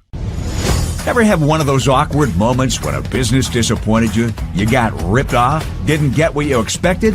The Better Business Bureau can help you avoid these uncomfortable situations. BBB accredited businesses are honest, ethical, and reviewed annually by the BBB. Don't experience another awkward moment with a bad business. Trust the ones that operate with integrity. Look for the BBB seal. It's the sign of a better business. And find a better business anytime at bbb.org. Welcome into our halftime show here on CISN.TV. I'm Paul Yeager, joined by new Ankeny Centennial golf coach Andrew Reedy. Coach, welcome in. Thanks for having me. You new to the program, but not new to Ankeny. What's your background? That's right. Yeah, I grew up in Ankeny, moved here in 1996, and grew up in Ankeny and played golf at Ankeny High School well before the split. I'm a little older now, so 2002 is when I graduated. So played for actually Coach Weddingfield, that's at Ankeny now, was assistant coach when I was a senior. So how the circles go. Now you're making him feel old. Yeah, I can imagine. Where did you go after your time at Ankeny High School? I just went right into the workforce. I was going to go the golf business route at that time, but life happened a little bit and went kind of a different direction, and found my way back to the golf business in 2017, and have been at Des Moines Golf and Country Club since 2018. So I'm in my 6th season there, and it's been great. Club Pro, did I get that right? That's right. Yeah. So my official title there is I'm an assistant golf professional, and I'm the junior golf coordinator. So I've been doing junior golf for the past 5 seasons, and really enjoying that part of it. And then this job comes open, and you go from the junior level to the high school level. How's that transition been? So it's kind of interesting. The former head coach for the Jaguars, Rick Fee, also works at Des Moines Golf and Country Club as a clubhouse manager. So when he told me he was resigning, I kind of kicked around the idea of applying for the job. And then I decided it was going to be too much, and I wasn't going to apply for the job. And Nate Lindgren reached out to me at some point during that process and encouraged me to apply. And so I did, and the rest is history, I guess. Here we are. Yeah. Here we are. What kind of team did you inherit? I look at some of these names and a lot of new names. Absolutely. Yeah. Zach Hoffman is a senior, and he is our only returning regular. He played 11 events last year, and I believe he had a scoring average around 78 to 78.5. Had a couple other kids that got minimal varsity experience last year, 2 or 3 times each, and Logan Cease and Caden Scholes each got a couple varsity looks last year, but other than that, no varsity experience. So we call that a lot of opportunity for growth. That's exactly right. That is exactly right. We have a lot of talent and an opportunity that I'm really excited about. Yeah. So, let's talk about the high school golf season starts earlier than anything else. You're already kind of like mid-swing of things, but you get to play all year, or spring and into summer, and how have these guys progressed? Yeah, so that's the other thing. In my other job, I keep a really good pulse on the junior golf scene in Iowa. So I've been following some of these kids during the summertime and keeping an eye on what they're doing on the Iowa PGA Junior Tour. And our number one player, McCoy Miller, is a sophomore who had some pretty good success this summer, including a couple wins. One of them, which was a qualifier for the Optimist International, where he got to go to Florida and play against some of the best players his age in the world. And what an incredible experience for him to get to do that. And,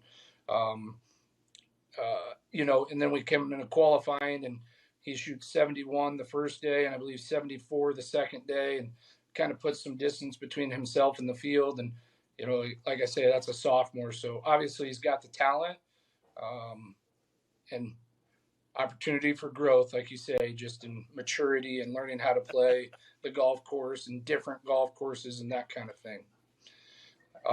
Then, our number two player, Charlie Morrissey, is a junior who had no varsity experience last year at all. But, man, he's been really impressive with how he goes about his business and how in control of his game he is. And I'm really looking forward to see him progress throughout the year.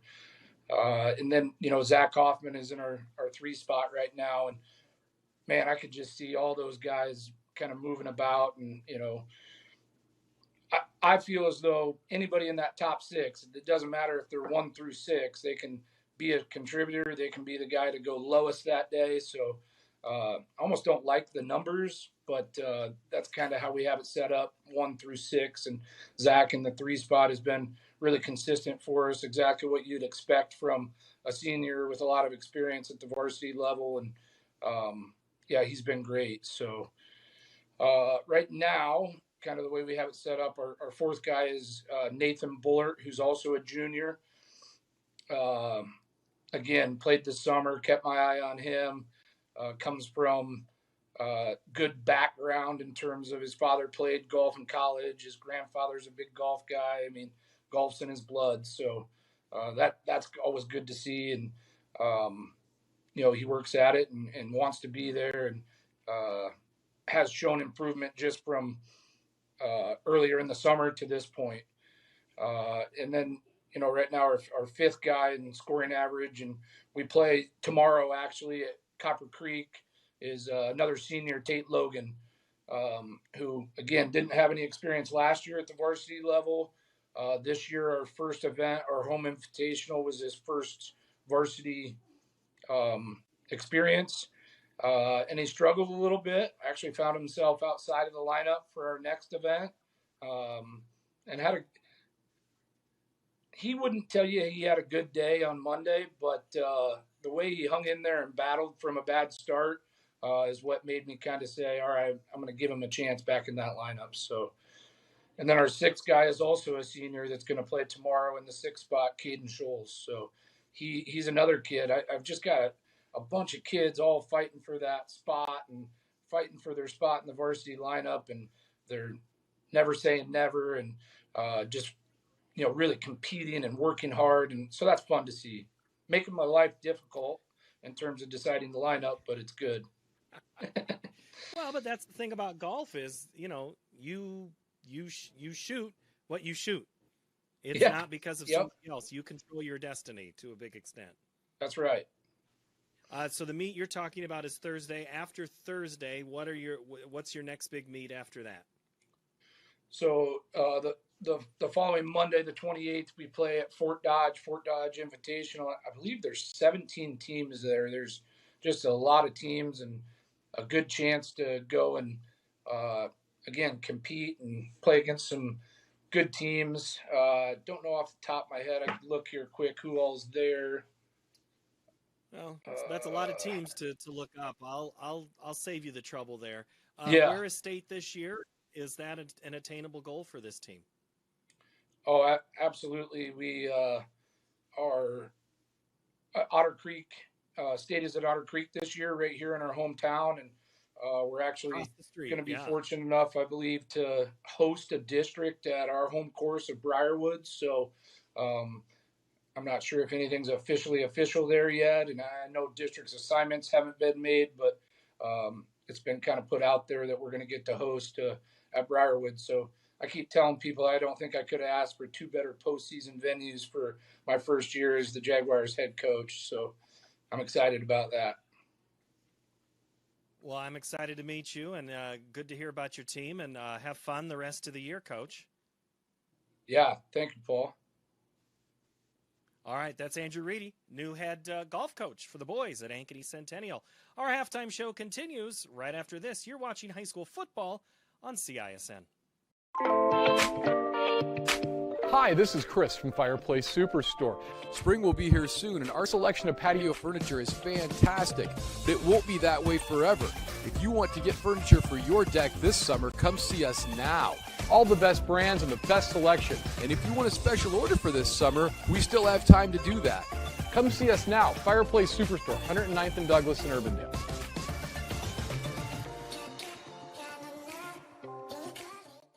Over 1,300 vehicles on WaukeeChevy.com. Schottenkirk Chevy Waukee. If we don't have it, you can build it. Newly expanded service department means we're hiring. See the openings on WaukeeChevy.com. Schottenkirk Chevy Waukee.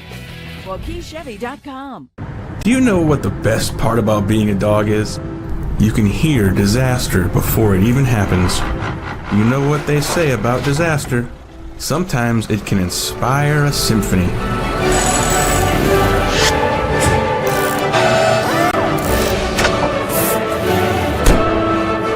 An honest day's work deserves an honest day's treat.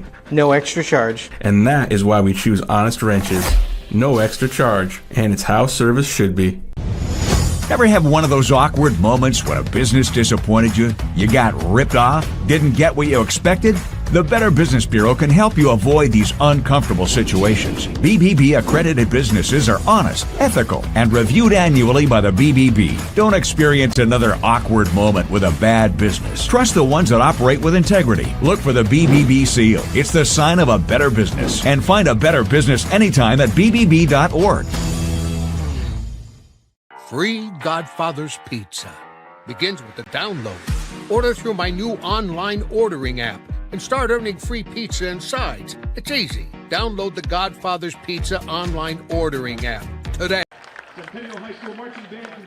Back here at halftime as Centennial has had a really good offensive first half. They lead Ankeny 24-14 as we have game number 1 here from Ankeny Stadium with our crew back ready for another season. He's Tim Halber. I'm Paul Yeager. Glad to have you here. What do you think, Tim? First half, Centennial, Coach Brian Pizzetti told us, hey, we're going to be 50-50. Everybody thinks all we do is run the ball. When you run the ball as effective as Centennial did in that first half, why would you do anything else? Yeah, 160 yards on the ground. They've done a really good job there. Surprisingly passing, they found openings down the center of the field. So I really think that they've done a good job with the offensive line. Defense is supposed to be in control at the very beginning of the season till offense carries up. Not so much here. Well, the way Centennial's defense kept up is they didn't play. It was all the offense. What we'll call an onside kick after Centennial scored that first field goal. Mm-hmm. Then it was just back to the offense, and the defense hardly played. But Coach Pizzetti said right there at the end when he talked to Austin Oliver, he's like, hey, we can't give up those big plays before half. Right. That was 9 plays in 90 seconds they went there. You know, you give Ankeny Hawks credit, they did not, throw in the towel there, go into halftime. They went down the field, scored a touchdown, made this a very close game. So, as Coach Pizzetti said, this is always a close game down to the fourth quarter. So, anything can happen. For Ankeny, Cool Hand Luke, is he going to earn his nickname? He has Anderson? So far. He scrambled a little bit. He got down. He drove him down there. Got outside the first down marker. Got him down to the goal line. Then we bring in Connor Kaiser, the 6'4", 215-pound linebacker. Joel Lanning, wannabe comes in there, scores 2 touchdowns here. So they're a force to reckon with. That is the way the first half has gone, and we will step aside for just a quick moment. When we come back, we'll talk with Jeff Bauer, head coach of the Ankeny Hawks, as they get ready to come back on the field. Centennial by 10 at the break. 1,300 vehicles on WaukeeChevy.com. Schottenkirk Chevy Waukee. If we don't have it, you can build it. Newly expanded service department means we're hiring. See the openings on WaukeeChevy.com. Schottenkirk Chevy Waukee. WaukeeChevy.com. Do you know what the best part about being a dog is? You can hear disaster before it even happens. You know what they say about disaster. Sometimes it can inspire a symphony.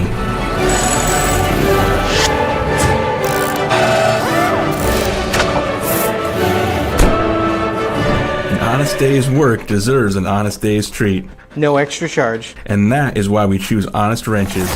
No extra charge, and it's how service should be. Hi, this is Chris from Fireplace Superstore. Spring will be here soon, and our selection of patio furniture is fantastic, but it won't be that way forever. If you want to get furniture for your deck this summer, come see us now. All the best brands and the best selection. And if you want a special order for this summer, we still have time to do that. Come see us now, Fireplace Superstore, 109th and Douglas in Urbandale.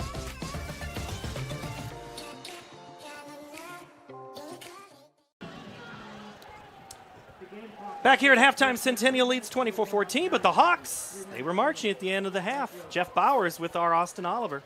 Hey, Coach Bauer, just a roller coaster of a first half for you there, but only down by 10. You got a spark there at the end with that last drive. Tell me a little bit about what your thoughts on the first half were. Obviously, it was a rough first quarter. A lot of mistakes on our part. But, first-time jitters for a lot of guys, I think. I'm proud of how we hung in there. We battled. And obviously, that drive at the end of the first half was huge. We get the ball here to start the second half. We think we take care of business. I think we got some things working now. Very good. Thanks, Coach, for the time. Thank you. All right, that's Austin Oliver with head coach Jeff Bauer. His first halftime interview. He's got a lot of things you got to do different as a CEO. Yes, it's an elite position. You're used to making adjustments here. He relies on his assistant coaches, offensive coordinator, defensive coordinator, to come up with the game plan. So, like you said, it was a bad first quarter. 2 turnovers that cost him that led them to have a big lead there. But they came back to get back within 10. Take those 2 turnovers. Different game? I think so. I think it might be maybe a 3-point game at this point. I think it played him evenly after that. When you give them up, the offense had not had the ball, and they were down 10-0. Let's take a look at some of those first half statistics that Tim alluded to in our last stand-up there. For Centennial, which leads 24-14, they have passed the ball 4 for 6 for 95 yards, rushing 24 attempts for 160 yards. That's a total of 255. Smith with 2 carries and 6 yards, but it's been Eli Porter. 11 carries, 130 yards. What do you like out of Eli? He's very decisive on his cuts. They've had some great holes out there. They're using him in different locations. He lines up a tailback, he lines up a wing back. They got him in a slot position, so they're getting the ball in his hands. The guy that's got, he's the hot runner right now. They got him lathered up. I think that first half he's ready to go, so I think they're going to see more of him in the second half. That's still a first half reference because we haven't played a snap in the second half. That's all right. Braden Jackson, 6 carries for 27 yards. For catches, it's been Max Snyder. 4 grabs, 95 yards, 2 touchdowns. Max has been, as advertised, sharp. Yes, he has been. He's done a really good job there, getting the ball, getting separation out there. Good job passing, by Trenton Smith. So got the balance going on. For the Ankeny Hawks, 6 of 12 passing for 105 yards, rushing 21 carries, 76. It's Larmy with 9 carries, 37 yards, and Henke 6 carries, 34 yards. Devin Akers, 2 catches, 60 yards. Erlmeyer, 3 catches, 36 yards. Which stat stands out to you most, Tim? I think that I'm looking at the rushing attempts between the 2 running backs, between Larmy and Hankes. Look at this: 15 carries for about 70 yards. I think very balanced attack on the rushing game, and also outside the first half jitters in the passing game, 6 of 12 passing. That 1 interception did cost them that turnover, but they settled in, found some confidence, and found some timing there late in the second half. So they'll need that balance if they're going to keep up with the Centennial. All these games are at half. Polk leads Valley, Waukee over Ames, Johnston ahead of Northwest, Liberty leads Iowa City West 21-14. Indianola still has a 17-0 lead. Over Urbandale here, it is Centennial 24, Ankeny 14, along with Tim Halber. I'm Paul Yeager, Austin Oliver down on the sideline. Jeff Martins, Justin Goodall, Randy's here. We're all, the gang's back together. Good to have you here on this Friday night. It is warm still, but it is a whole lot better than it's been this week. And these guys, there was going to be nothing to keep them from playing this opening round of their 5A season. You only get 9 of these, and Centennial will kick it off. Back deep for the Hawks is both Caden Henkes and Kinnick Voss. Connor Welsh to put his leg into it. High end-over-end kick taken at the 6. That's Henkes. He's at the 25-yard line and not much further than that before he is tackled by Cole Pieper. Hey, and I have to say, I need to give thanks to parent committees for both of these teams. Have been huge helps to me and the rest of the crew here getting ready for it, and that would be both Sandy and John Pieper for Centennial, Corbin Z and Shannon Sandvig helped us out a ton on the Hawk side. If you think about volunteering, they will gladly take your help on whichever side of town you're on. First play of the second half for the Hawks from scrimmage goes to Henkes, and he is wrapped up pretty much immediately. And that already is an adjustment looks like Centennial's made. That play was there early on for Ankeny. Ran into Shuddy and Greider there on the left side of that defensive line. Kluver on the tackle. 2nd and 10, no gain on that first play. Sommerfeld in motion out of the backfield, into the flats. Anderson looks to the right, now throws left across the middle, almost intercepted. Right there in the lane was Jack Cahill. And boy, he catches that one, which hit him both hands. That's likely 6 the other way. That was open late in the second half there, that little zone there right behind the linebacker. Centennial's made the adjustment, not going to let that happen again. 3rd and 10 already. The Hawks being tested on this first drive. Anderson throws, caught. Erlmeyer at the sticks, first down. Wow. Game forward progress. Tackle. He was just over the 36-yard line, so he caught that. Got up in the air to catch it, so good pass and catch from Anderson. Needed 10. Erlmeyer. Got 10 and a half. Now it's Larmy underneath. Has some space. He's into the next territory. He's across midfield down to the 40-yard line. Larmy, a huge burst of speed before Nate Christensen makes that stop. Pickup of almost 20 yards on that play. Big block there by the center, A.J. Hex, bringing him. 6'4" center. 1st and 10 from the 41. Larmy again, same play right up the middle. Gets into the linebackers. Kluver there also. Cole Pieper. Seeing Ankeny going up tempo, not looking at the sideline getting a play. They're going, calling the play at the line of scrimmage and going. 2 receivers to the left and right for the Hawks. Anderson stops, looks to the right sideline, looks at Brady Walls.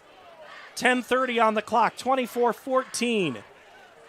Centennial with the lead, Hawks with the ball. Anderson flushed out to the right, throws it on the far sideline and threw it away. His intended receiver, Devin Akers. Connor Welsh on the coverage. Good coverage there. They're looking to go deep. Looking for Erlmeyer that wasn't open, so best to take it to the sideline. Go for the incomplete. Go for the 3rd down. So 3rd and 3 is manageable. Uh-oh, Devin Akers just went down. He Cramping? just went down, and that's exactly, kind of a cramp right there. Had a chance to sneak into the end of the Centennial practice last night, and listening to the coaches talk to these guys, he says, you've got to push water, you got to get your electrolytes, you got to stay cool. Both coaches, I think you had said the coaches talked to you about it at Wednesday's practice, what they were going to do? Yeah, they started during the week. They talk about, we're going to do this certain days. There's Pedialyte they have, there's water, they use juice, they use pickle juice. Also, watch what you're eating. Don't take too much salt in your system so you can sweat it out. But if you need to hydrate several days before the game, because if you wait till you start getting dehydrated, you can't catch up during the game. So coaches have some great advice. Athletic training's done a much better job out there. So these guys know we really have not seen much cramping tonight, as hot as it is. So Devin Akers was the one who had to cramp on that, so he is off the field. And now coming Erlmeyer and Mason Randolph to the near side. They go Henkes around the right side. He makes one man miss, and he gets across inside the 30. First it was Kluver. Second it was Cole Pieper. That's enough for a Hawk first down. So after facing a long 3rd and 10, The Hawks have now found a little bit of their stride. B. Ruth and Mullis out there getting the blocks. The give is to Hankus. He's stopped right at the line of scrimmage. Good play there up front. First one off the pile is big number 77. That's Max Dickinson in. Playing a little defense. And Jack Cahill there too. Hankus again up the middle. Gets past those lines. Gets into the secondary. Chase Kluver. Also Nate Christensen there as well. Get some subs in there on the line. 1st and 10 from the 15. Hankus up the middle. Darts it out. Again. Christensen, Chase Kluver having a lot of tackles. Not usually a good sign when your secondary makes all those stops. And we have a downed Centennial player, Zach Howe. The guy going for his Eagle Scout is needing some assistance. Say hello to Zach's dad, Gary. Good guy. Really good guy, right? Oh, man, one of the best. Don't see him. Usually we go up, looking at the legs, but he's just laying there. This kind of maybe got the wind knocked out of him, cramping up a little bit. And it looks like there's a Hawk getting attention, too. One of the linemen on that far sideline, that's more of a knee brace. Getting the knee brace removed was Evan Spence. Spence, a new starter this year on that offensive line. New offensive line coach. Really just a lot of new coaches for this Hawk team. Brady Walls and Jeff Bauer, the only, and Scott Salmons. And Howe is still down. He is... Spence is, 6'1", 255 tackle. Also throws a shot in track. He's got a couple of young sophomores out there. They got some good size to him. You see some guys rotating in. This is when you look at your depth. Can people step in that haven't played a lot and fill a role?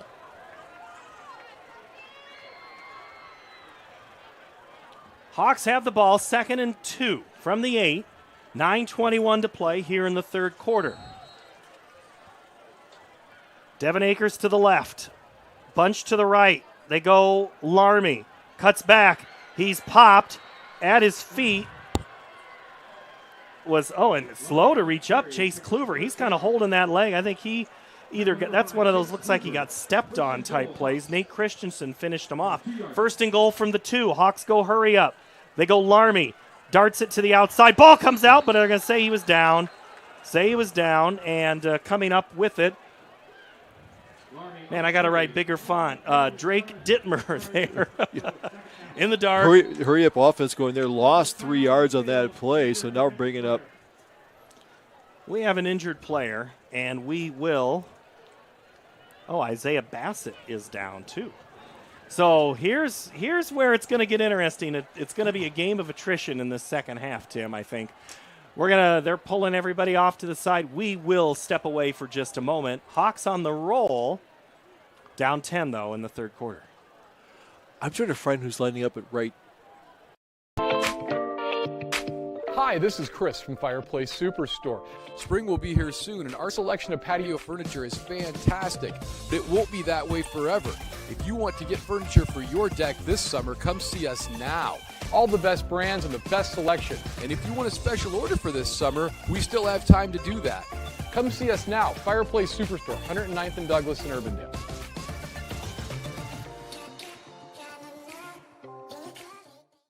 Over 1,300 vehicles on WaukeeChevy.com. Schottenkirk Chevy Waukee. If we don't have it, you can build it. Newly expanded service department means we're hiring. See the openings on WaukeeChevy.com. Schottenkirk Chevy Waukee. WaukeeChevy.com. Isaiah Bassett stands up now. Still 81 degrees. Feels like 87. That wind is still out of the north, but it is still hot. It has been hot for days. And we are starting to see some of those cramps come in, and it's going to be a matter of, here's the thing, Tim Halber. Ankeny's trying to run tempo, and it's working right now, at least in terms of getting Centennial on its heels. Yes, it's also it takes a lot of your defense to stay on your toes that long. Also, Bassett coming off, that's their punter. And hopefully he's okay. He's really cramped up, so we'll see how that progresses throughout the year. I'm looking at the offensive huddle. Kaiser is in the huddle in the offense. They're at the 5-yard line. It's 2nd and goal at the 5.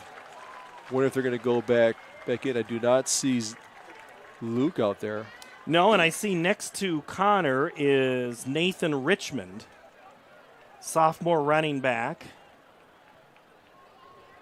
Also, Caden Henkus, Akers at wide receiver.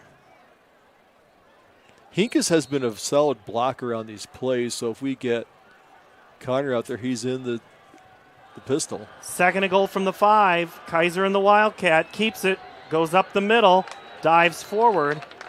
Chase Shuddy there for the tackle. Shuddy in the backfield, giving him only a 2-yard gain. So now it's 3rd and 2, or 3rd and goal from the 3-yard line. And Lucas Jurovich also there playing some, and Kaiser again. We have a whistle. We have a player down, another player down. It's another. Shuddy cramped up. Shuddy playing both sides of the ball tonight. I asked Coach, I said, what do you think? More offense, more defense? And he said more offense, but he looks pretty good on defense too.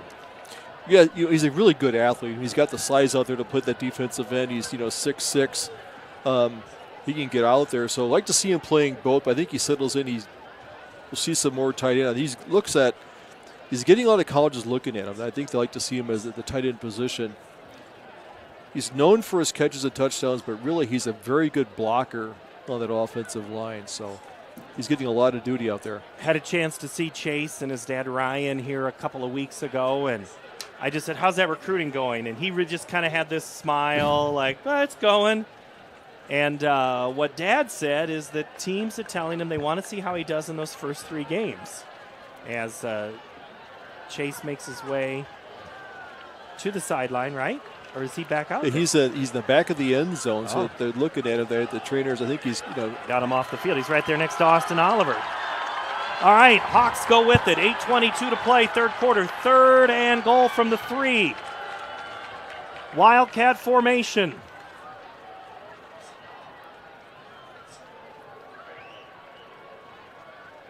And we stop. Is he not off the field? All right. I see Austin. We'll go to you after this play if they don't score. Kaiser, high snap, fakes right, goes left, down towards the 1. He is short.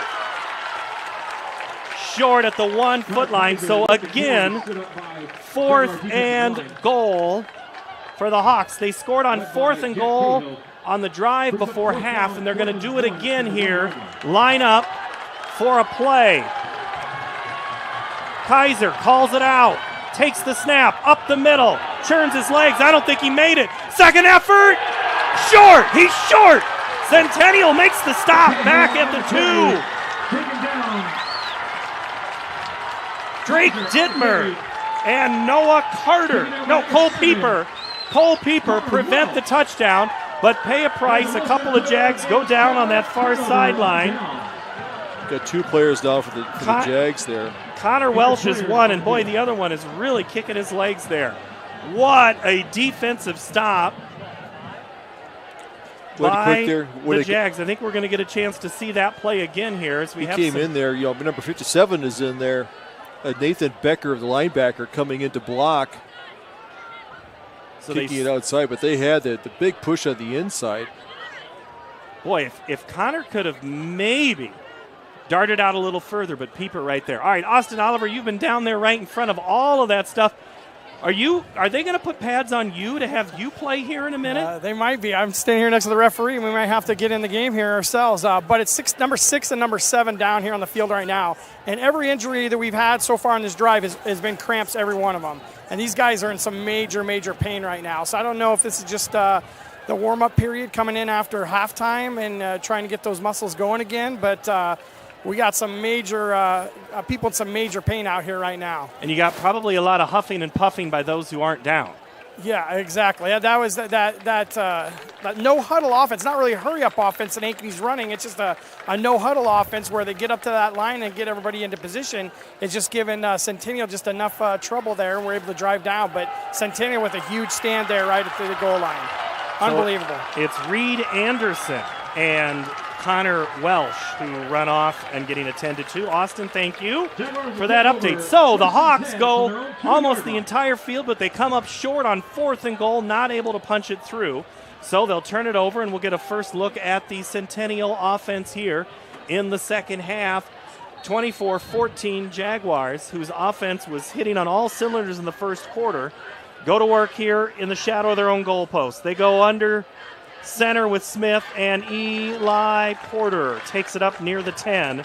Great play on first down as Jacob Moorfeld makes the stop.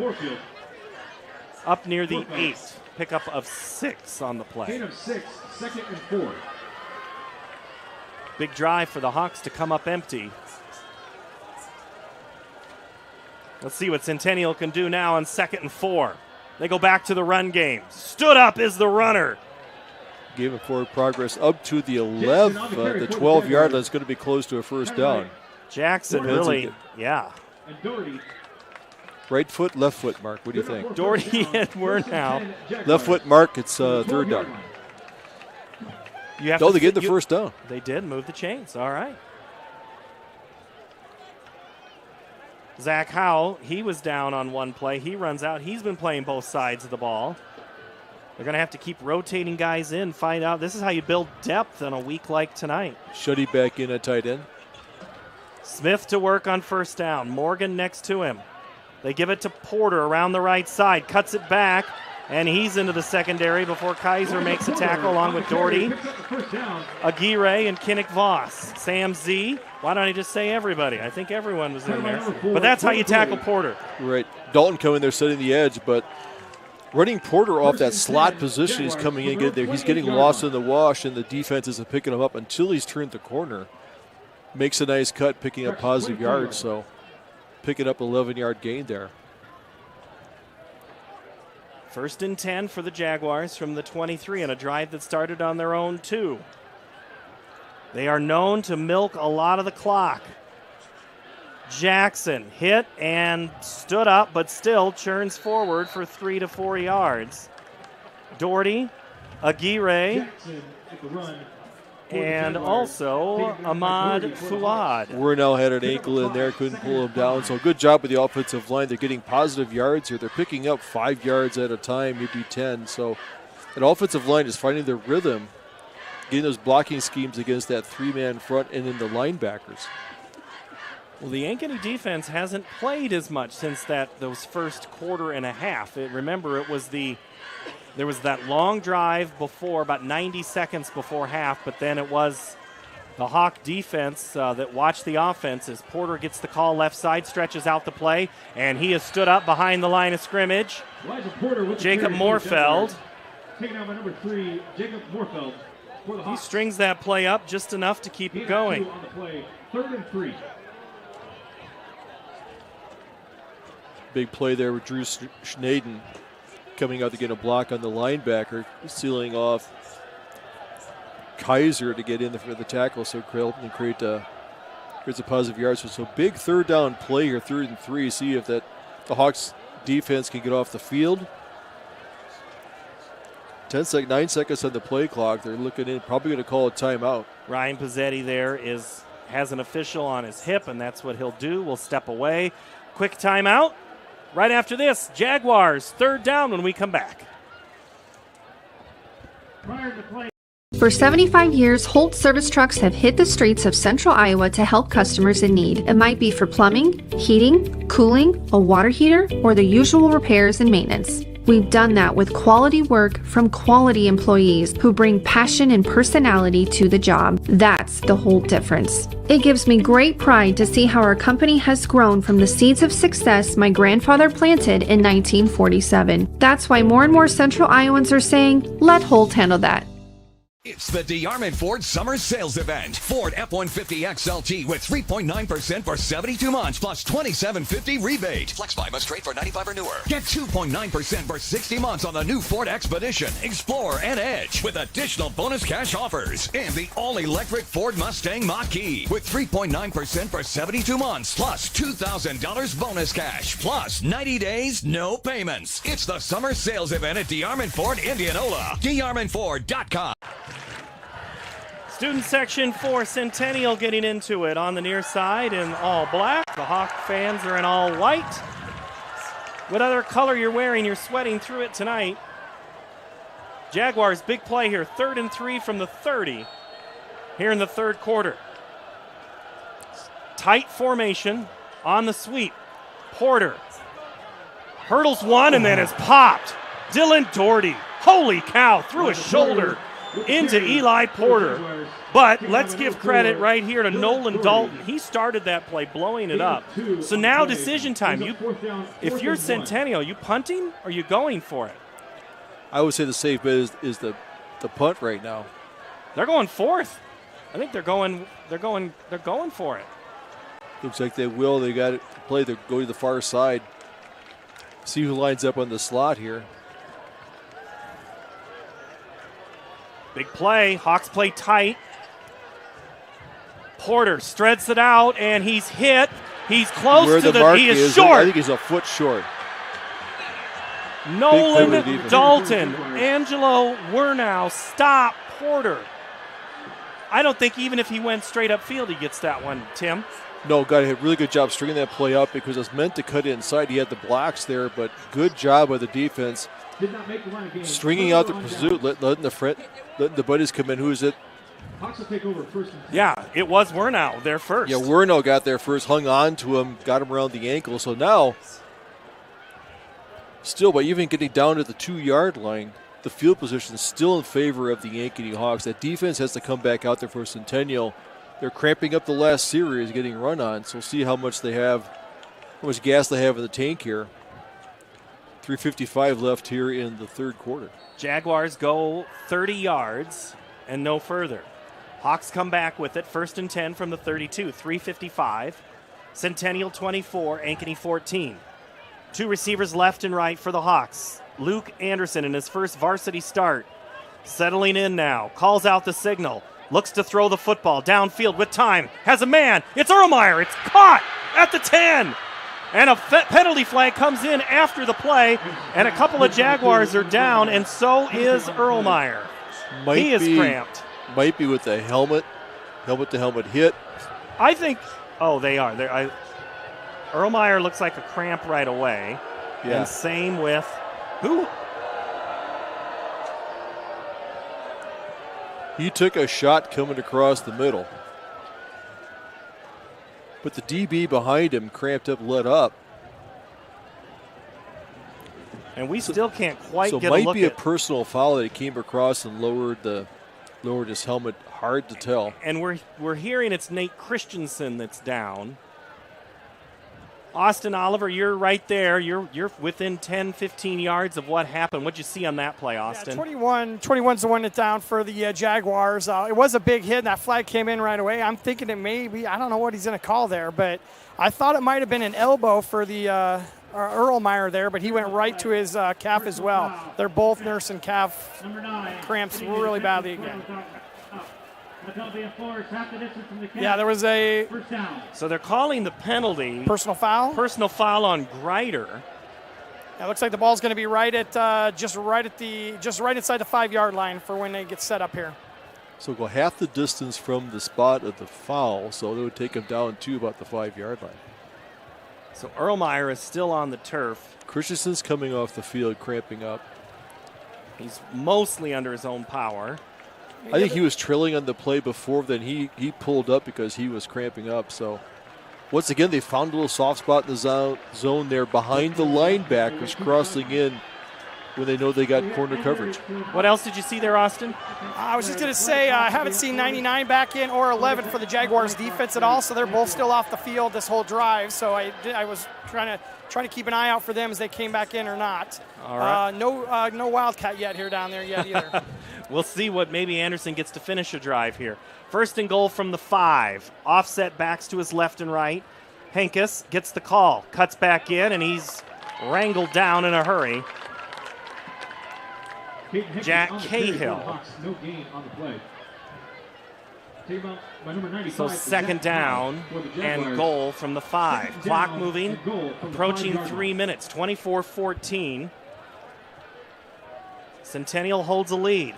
Hawks have spent the majority of this half on their side of the field, or at least on the Centennial side. Larmy cuts back, keeps his feet moving, and then he has stood up. Pieper. And also on the carry for the Hawks. Joel Neath. Great storming defense here by Centennial. Coming in there. Now we bring in Anderson still in there at quarterback. He's got Akers to the right. Larmy to the right. Looks to the left, throws to the left, throws towards the end zone wide open, but overthrown was Hankus. He was there for a moment, just needed a little more air underneath it. It'll be fourth down and goal from the 2. It looks like the Hawks are going to try for a field goal here with 2:42 to play. Have to come in with some points. You know, they went to the well once there early on, so here get back within a one-score game. So it'll be Ryan Harrington out of the hold of Jet Each on that far 10-yard line, on the far hash. Makes it a 20-yard field goal attempt. Kick is up, and it is through the uprights and good. So the Hawks pull it within a score, 24-17, with 2:38 to play from Ankeny Stadium. You're watching high school football on CISN TV. 24-17. Ever have one of those awkward moments when a business disappointed you? You got ripped off? Didn't get what you expected? The Better Business Bureau can help you avoid these uncomfortable situations. BBB accredited businesses are honest, ethical, and reviewed annually by the BBB. Don't experience another awkward moment with a bad business. Trust the ones that operate with integrity. Look for the BBB seal. It's the sign of a better business. And find a better business anytime at bbb.org. Do you know what the best part about being a dog is? You can hear disaster before it even happens. You know what they say about disaster? Sometimes it can inspire a symphony.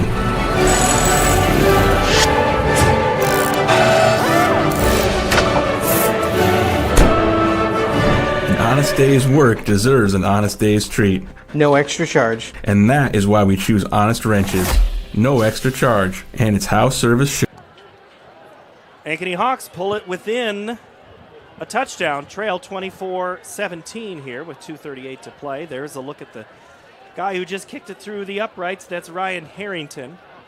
Back return for the Jaguars, number 1. Jaguars, who have all of a sudden had more guys on the ground in this first part of the second quarter or second half.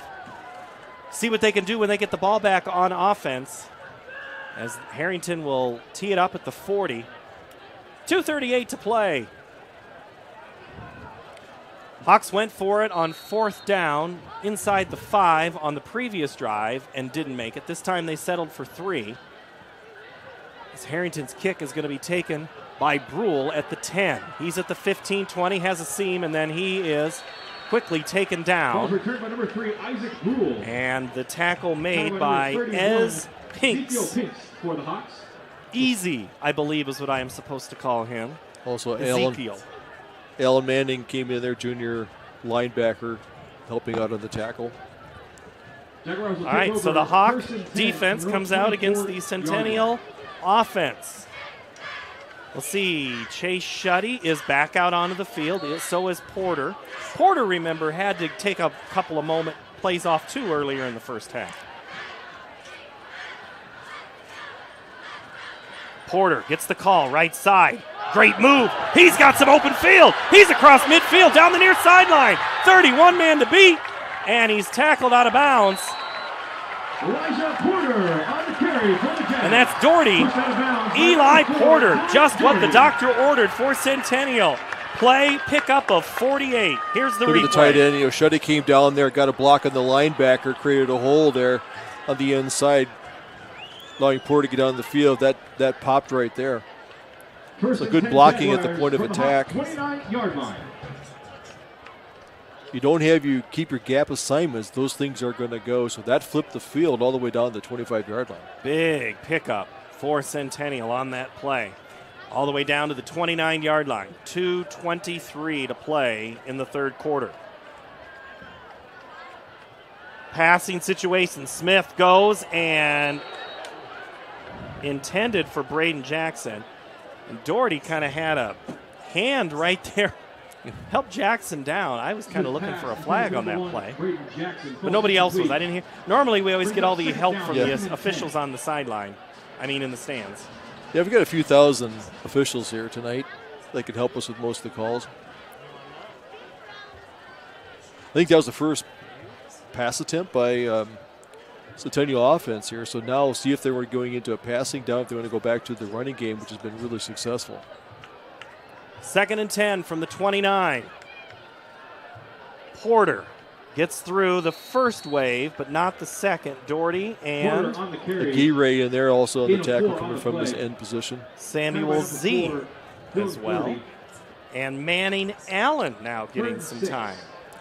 Even coming in, we saw Braden Carter coming off the nose tackle the previous series, so he's stepping into the very difficult position by the nose guard. They have to take on the center on all the plays. Remember the injury to Braden Carter earlier. That forces some changes on that interior line.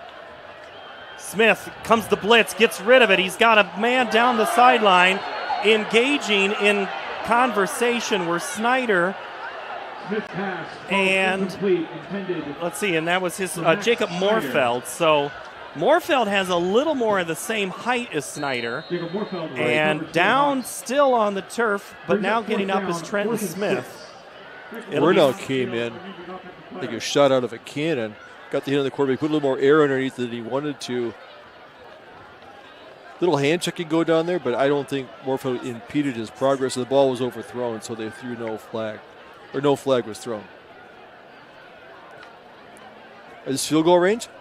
Boy, could be. Looks like the 39's coming out. 42-yard field goal. Let's see, Ryan Bendezu, the junior, will put the tee down. Put a wind at his back. We'll say that's at the 33, which makes it a 43-yard attempt from straight up the middle. On 4th and 6. Good snap. Kick is low. And that is going to be a turnover on downs. Usually happens, you try to get over kick it. If you just kick it like you normally would, you get the height on it, but you put a little more on it, then you hit that line drive. You hit it too far up the ball. So big stop there after the run by Porter. Ankeny Hawks stop them, get the ball back. A little momentum on their side. They've just had two nice drives. See what they can do here late in the third quarter. So the Hawk offense will come back out at the 132 mark. We didn't talk about coaching changes. There was one more. There was a guy who coached for the Hawks last year. He's now wearing Jaguar colors, Adam Booth. He's down 2 doors from us, down in the box. He was on the field as the offensive coordinator for the Hawks under Rick Nelson, now as an assistant in Centennial. So there's a guy who knows both teams extremely well. Watching this one, 1:32 to play third quarter, 24-17. Jaguars have their 7-point lead. Play clock down to 15 as the Hawks getting a little personnel lined up in different positions. Erlmeyer comes out. Play clock down to 8. They bunch him up 3 to the left. Looking to the right. Throw up too tall and nearly picked off. Akers went up for and held it what seemed like an eternity. Popped it up like a volleyball set, and the defensive game collapsing. They're lucky they didn't turn the ball over there. Welch and Anderson combine on that play. 2nd down. Ankeny not afraid to throw the football tonight.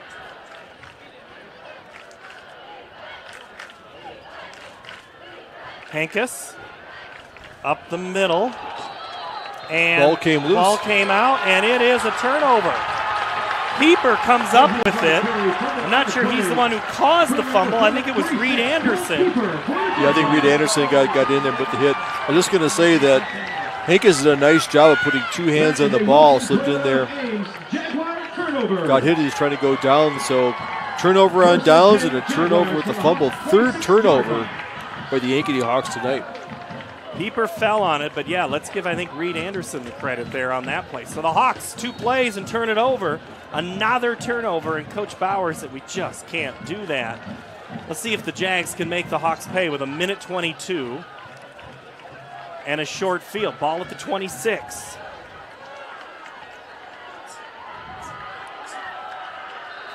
Whistle before this play.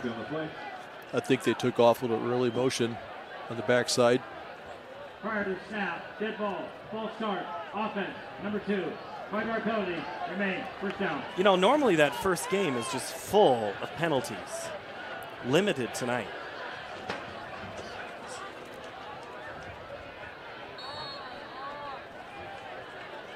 So back some ups, 1st and 15. Morgan in the backfield. Fake to Porter on the hand around. Here comes some heat. Smith is flush, points downfield, goes to a safety valve. Braden Jackson, who makes the stop right in front of his own bench. Tackle made, worn out, and also in there was Sam Sandvig. Sam, the middle of the Sandvig boys. Joey on the team as well. Kaiser came in on the blitz, flushing Trenton Smith out there. For the pass would have been there, but had no time to set up to go downfield, so he rolled out, did the check down.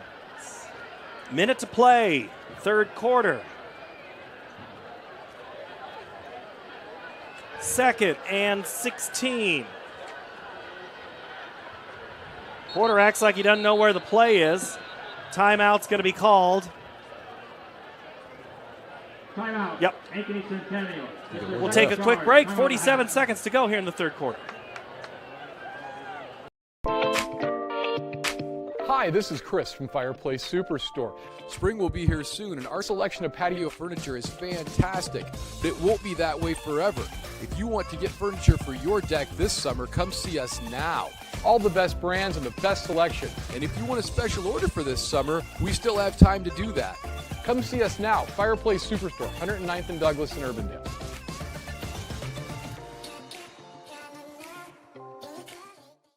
Over 1,300 vehicles on WaukeeChevy.com. Schottenkirk Chevy Waukee. If we don't have it, you can build it. Newly expanded service department means we're hiring. See the openings on WaukeeChevy.com. Schottenkirk Chevy Waukee.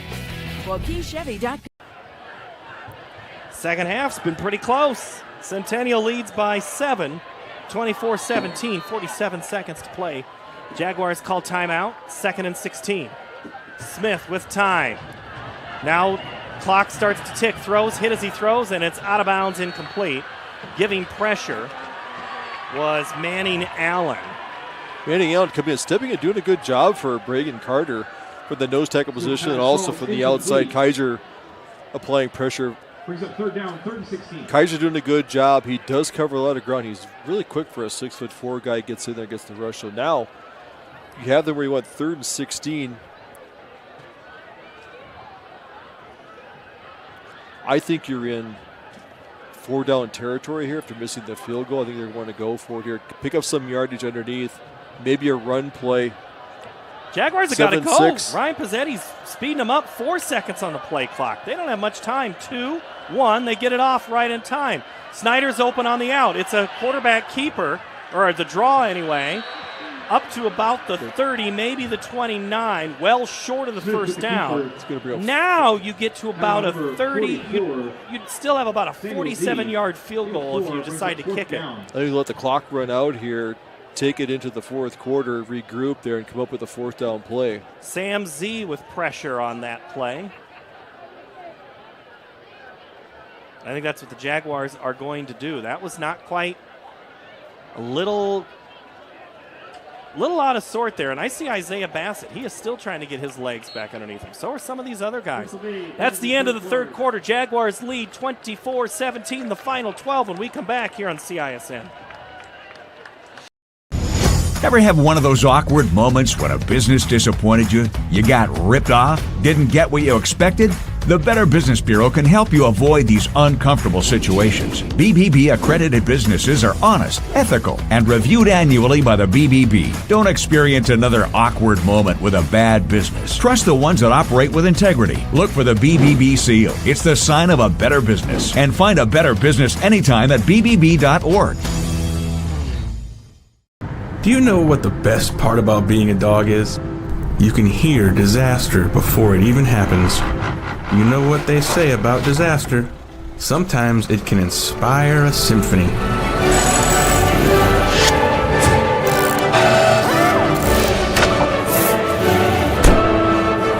An honest day's work deserves an honest day's treat. No extra charge. And that is why we choose Honest Wrenches. No extra charge. And it's house service. End of the third quarter, it is Centennial with 338 yards of total offense to 287 for Ankeny. It's still not quite a 50-50 yardage, still a big rushing advantage for the Jaguars, 244 to 94.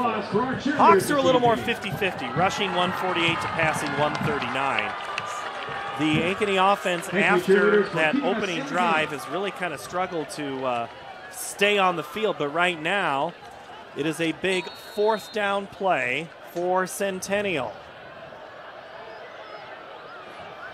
Smith, here comes some pressure. He goes down, throws it, tipped up in the air, nearly caught on the rebound. Kinnick Voss and Connor Welsh tied up. So it'll be a turnover on down, second one of the second half for the Jags. He had Welsh out there open briefly. He went up there to tip the ball over. Voss held his position. Good defensive position there. Welsh unable to come down with the ball that went to the end zone. So, 2 stops on fourth down by the Ankeny Hawks. See what they do. They're still down 24-17. J.J. Cole in at quarterback. No, just kidding. He's standing there on the sideline. Let's see if any Cole magic can help Luke Anderson. They go Larmy up the middle. He stopped pretty much right away. I'm going to guess Juravich and Mitchell Ryder and Zach Howe. Second and 9 in their own 30-yard line. The Jag defense lately in this third quarter and the fourth quarter has done a good job of bottling up the middle there, not letting Hinkes or Larmy get free and like they did in the third quarter. Larmy next to Anderson. Akers to the top. They throw towards Akers' way. It's caught, though. Evan Erlmeyer at the sticks. At the 40-yard line, that is a first down pickup of 11 on the play for Ankeny. Nice little out route there for Erlmeyer. First and 10 Hawks from their own 40-yard line.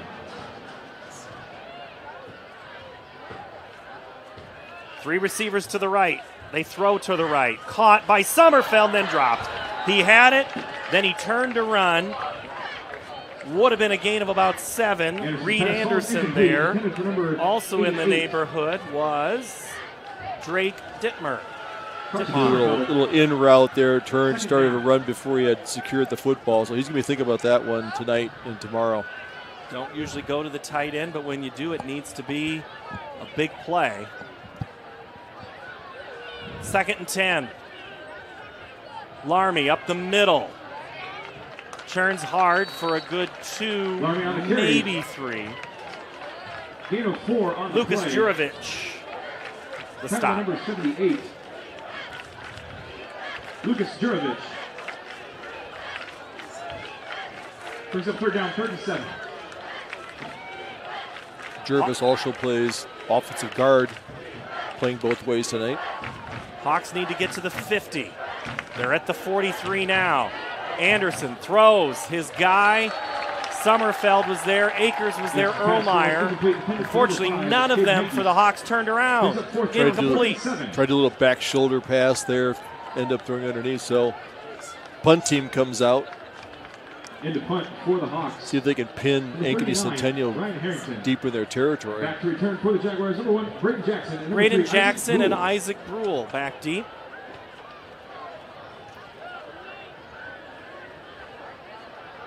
Ryan Harrington lines up at his 29-yard line.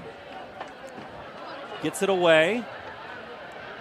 Towards the sideline, not returnable. Penalty on the play. Flag down. I think that the wideout stepped back off the line. He only had 6 on the line. They might call a 5-yard penalty there. So see if Centennial takes it. They might. I mean, that would be, you'd be at the 29. Push them back 5. Hope for something off the side of your foot. Yep, take the penalty. It's field position, so it's. Special teams in high school are no guarantee. No. And your punt team just ran down the field, so the little gas will make them run again. Legal formation, kicking team. More than 4 players in the backfield. That 5-yard penalty, they force him to kick. First down. Oh, so into the kick. So you even come out better. Southeast Polk leads Valley 24-11 in the third. Waukee in front of Ames, 35-7. Johnston 23, Waukee Northwest 14. Liberty and West tied at 21. Indianola leads Urbandale 31-0. That's a shocker. Indianola, they've always been. We've watched them play before. Yeah. Very tough, very physical team. Ankeny native as their head coach, yep. and uncle of Chase Kluver.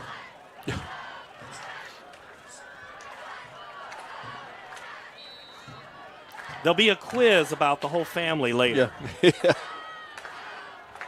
See if the Centennial offense can get back into rhythm again like they had in the first half. They've been throttled here, not able to make consistent drives. Langford gets the toss, gets outside of his man. Penalty flag comes in at the end of the play. Doherty is there. So is Sam Z for Langford. Nolan Dalton came around the outside. Looks like he was held a little bit, trying to make the play, and I think that's where the flag's coming out. There's a hold there. They'll take him back 10 yards. Offense, number 1. That's what he forced. 10 yards, spot foul. Excuse me. Previous spot. Replay first down. So a hold on Braden Jackson. All the skill players for Centennial except one ran at the state track meet last year. Braden Jackson, one of them. So we're talking Eli Porter, we're talking Trenton Smith, Max Snyder. A lot of speed for the Jaguars. And they've got him out to the outside fairly well tonight, but the Hawks are doing a good job adjusting, containing him, not letting him get big gains outside. We had a few here that led to the touchdown. So 1st and 20.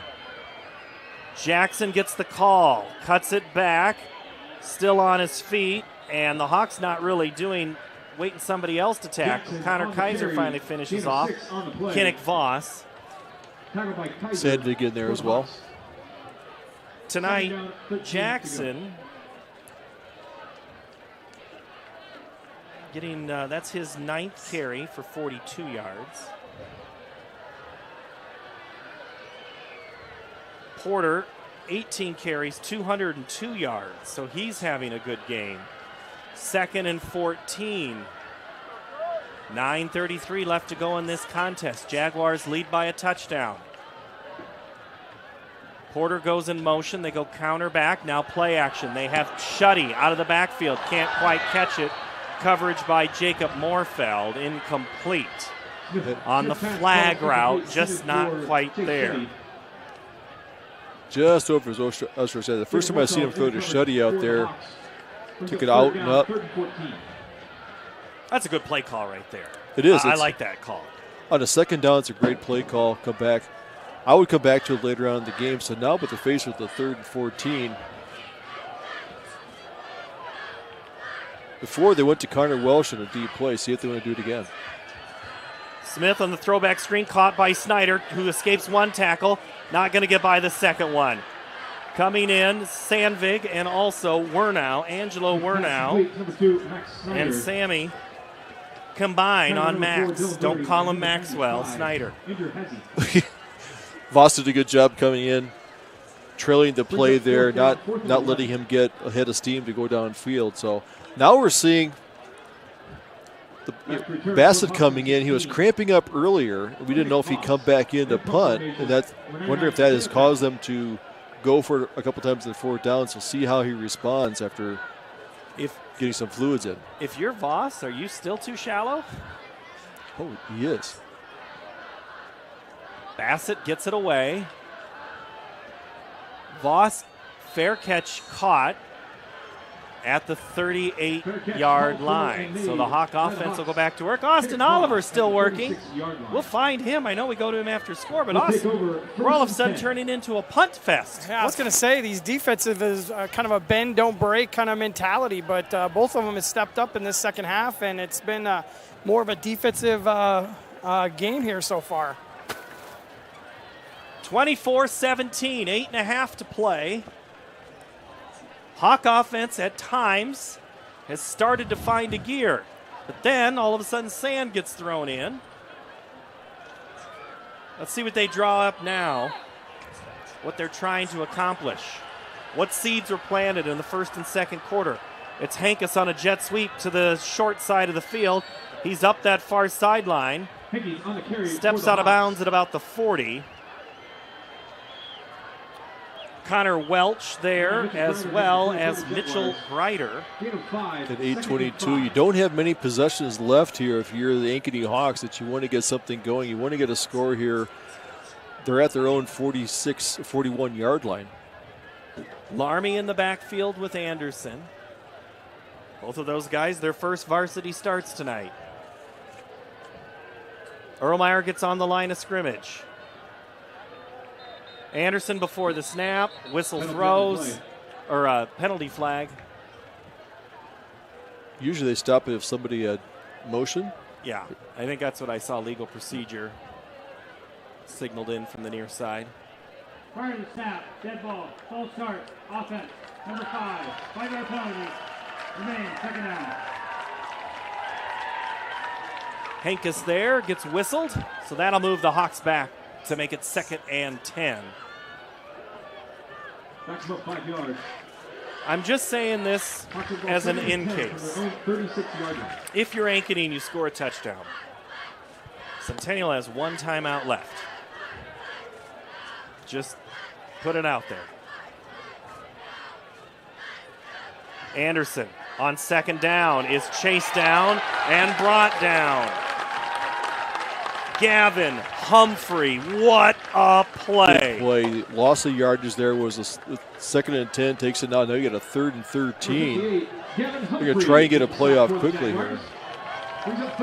So the Hawks facing a huge 3rd and 13 right now. What's the Jaguar defense got in them now? See if they cover Akers on the outside. They go Larmy on the draw. He's got some room, but not near enough to make it all back. Gets up to about the 40. Now it gets to be a field possession game. Cole Pieper there for the stop. Pieper, great night tonight for the Jaguars. 4th and 7. About a 30-yard punt last time, so we'll see if he can get a better leg into it. He's gotten some good roll if the ball is hit. So a good return by Ankeny Centennial could get him the ball close to midfield. Number 3, Isaac Brew. Harrington back to kick at the 25. Brule and Jackson to receive. Kick is away towards Brule and out of bounds. Look at the marker on the and we have another penalty flag. I think the end here is not getting set. He's not coming up to the line, so he's in the backfield. I think that's what they're going to call. Again.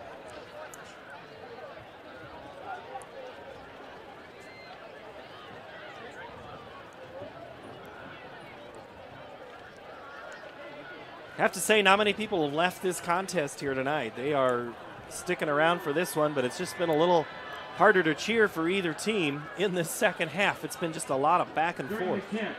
Holding, receiving team, number 6. Left 10-yard penalty being forced from in the kick. First down. Holding.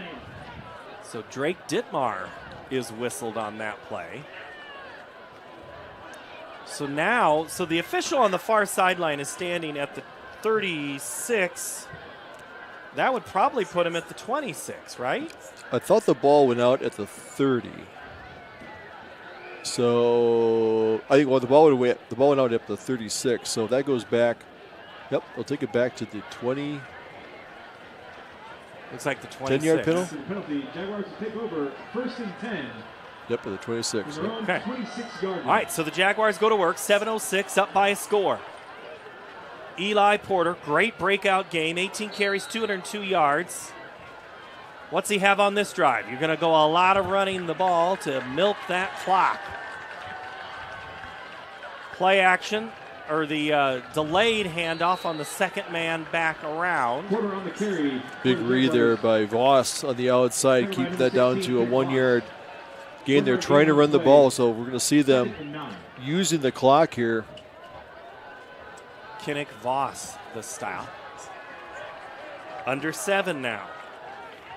Voss, shortstop on the baseball team this year. Was playing a little bit last year on varsity as a sophomore, but had an ankle injury. Out lined up on the near side with Langford. The give is to Porter. Porter has a big follow right there. He was coming behind Drew Schnaden. Schnaden and Max Dickinson got to the outside. Looked at 77 and 70. It looked like two small semis coming around the outside there.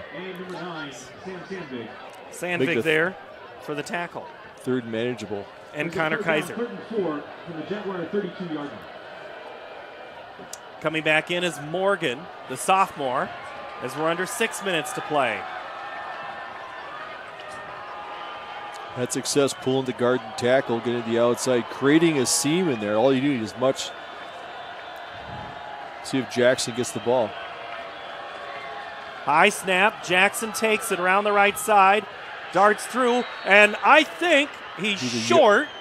He's a yard short. He's right on the 35-yard line. Well, I thought Jackson may have. Braden was able to get that. Isaiah Barrett coming back out, or Bassett coming out to punt. Not taking a chance. 5:18 and clock moving. Should get the ball back with about 4:50, 4:55 left to play.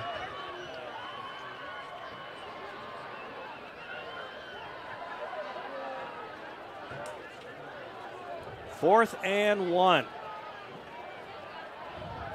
Voss back at his own 30. High but short punt. Voss calls for the fair catch, makes it at the 30.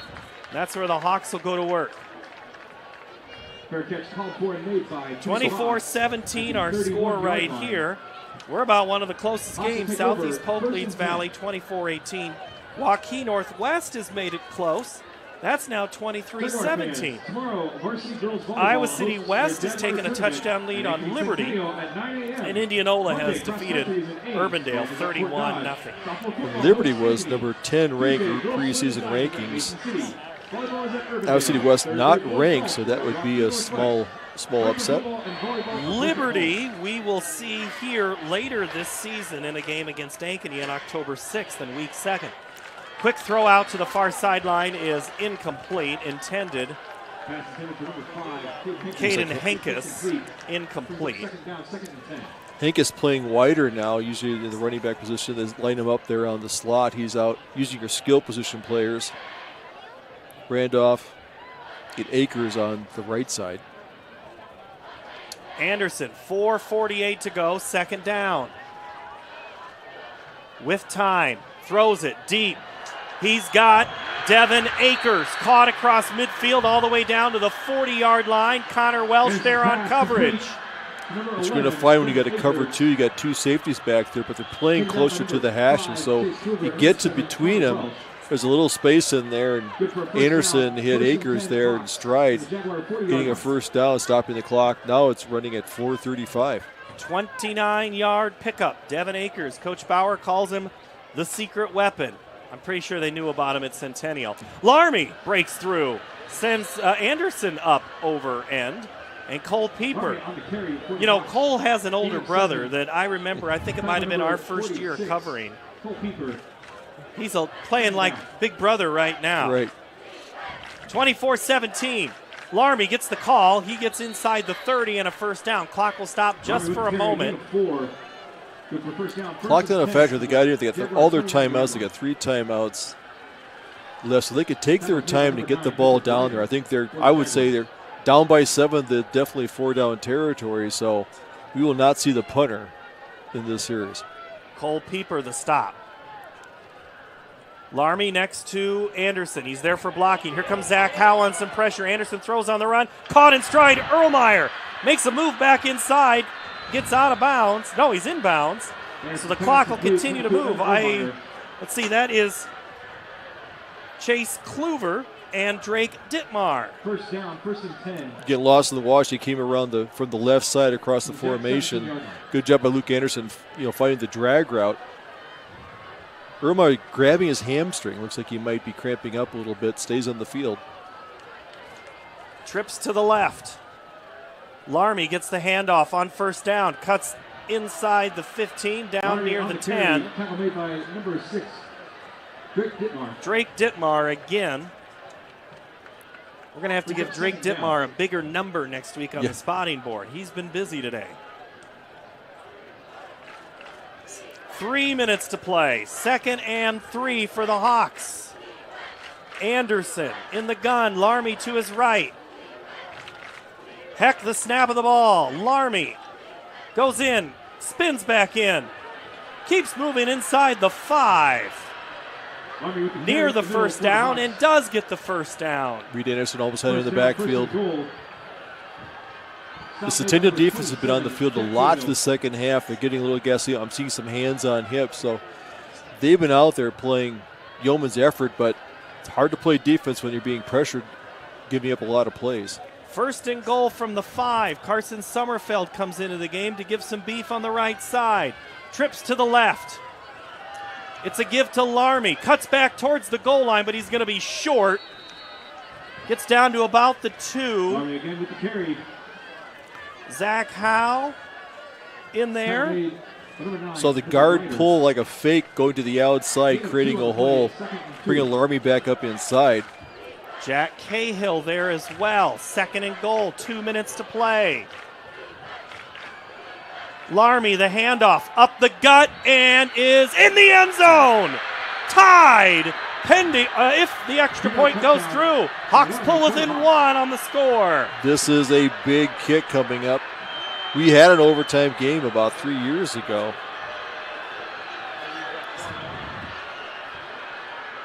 Coming back to your point, you mentioned to me earlier, Centennial will get the ball back, but they only have 1 timeout left. But they have a great running back and a great receiver in Max Snyder. The extra point is up and good. We're tied at 24. 1:59 to play from Ankeny Stadium. 1:59 to go in the game. Hi, this is Chris from Fireplace Superstore. Spring will be here soon, and our selection of patio furniture is fantastic, but it won't be that way forever. If you want to get furniture for your deck this summer, come see us now. All the best brands and the best selection. And if you want a special order for this summer, we still have time to do that. Come see us now, Fireplace Superstore, 109th and Douglas in Urbandale.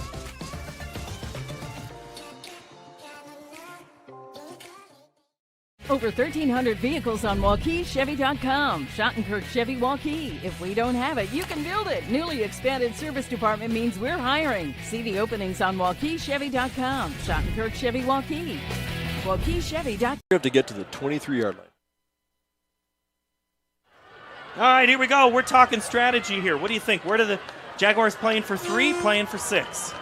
I think you play for 3. They got a timeout. They've got the horses. They got the explosive players. Like we talked about that earlier in the game. They got Shuddy out there. They got the running backs. They need to get to about the 23-yard line to get into that field goal window. And if you're Ankeny, you're kicking this deep, right? Yes. You are not giving yards on this play? No, I'm going to let them. Ryan Harrington's going to boot it. Sets up to kick it. Back deep, Brule and Jackson for the Jags. 1:59 to go. High end over end kick is going to be taken by no one because it's in the end zone. Austin Oliver's down on the sideline. Austin, how's this for a debut game for you, huh? Well, I'll tell you what, I am tired just as much as you are. These players are. Just been looking at these sidelines. These players are really throwing it all out there on the field tonight. Just an unbelievable game. Just good representation for this community as well. Austin, you've seen a lot of Centennial Ankeny games, right, in your time? Yeah, I've been here for quite a while. That's accurate. This one's fun. I mean, this one's one of the best ones we've had. I totally agree. I was just talking to one of the Centennial ADs, and I was like, this is exactly what it should be all about. So just a scheduling deal with them meeting each other in the first game of the year. But holy cow, what a barn burner for this community. All right, Austin Oliver, thank you so much. Jaguars go to work on their own 20-yard line, 1:59 to play. We're tied at 24. This is CISN. This is opening week. If this is how we are on week 1, I can't imagine week 5. Chill, Paul. Oh, look at Eli Porter gets out of bounds after a gain of about 3.5, 4 yards. Porter on the carry. Kinnick Voss, the stop right there in front of the Centennial bench. Jurovich out there getting a good lead block, creating some positive. That's what they need to do. The sideline's your friend right now. You can run to the sideline, pick your holes. They don't need to be in a hurry. There's 1:54 left to go. Sandquist, Dickinson, Humphrey, Jurovich up front. Watch those big guys go to work for the Jags. Like pulling their tackles and guards, get into the outside. Jackson and Porter. It's a pass situation. Smith throws by Snyder, caught at the 25, up about a yard, maybe 2, and he's out of bounds. Again, Kinnick Voss on the stop. Gain of 3 on the play. Brings up 3rd and 2. You don't want to get caught in having a 4th down here. They got fresh people out there. You send him heat if you're Ankeny? Are you passing it, I guess? I don't think they're passing it. I think they're going to have to run it. They're going to get to the outside. So Porter on a stretch play, possibly. He's off to the left. Play clock at 9. 1:48 to play. Fumble! Smith gets back on it, back at the 25. That's a loss, though. That's going to be 4th and 5. And a timeout by Ankeny Hawks there, stopping the clock. Miscommunication between Porter and Smith. I think he thought he was getting as a fake. I think Centennial was going to throw the ball. I think you're right. I think Trenton was pulling it back out. I think he was doing a read option, and then at the last minute he tried to hand it off, and Eli had taken it. Yes, I think you're going to have to punt. I think it definitely. Isaiah Bassett was running out right now to punt. But generally his punts have been about 30, 35 yards. So if they do a fair catch like they had last time, they're going to get the ball around the 40-yard line. Unless he gets a boomer. As long as you field it. I mean, there have been problems fielding the punts. On the opposite sideline, as our trainers have been busy this evening. 12th time these two teams have played. Centennial owns an 8-3 mark. The Hawks have won 2 of the last 3. We've yet to have an overtime game in this series. We had one. We had one overtime game. Yes. Did my research.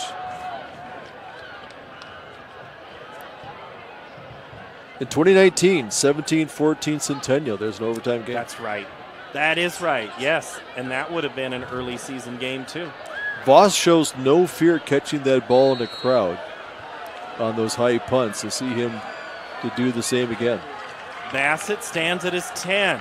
They need a big kick. They get a high kick, but it's short. Bounces at the 47, straight up into the air, and Zach Howe has to down it.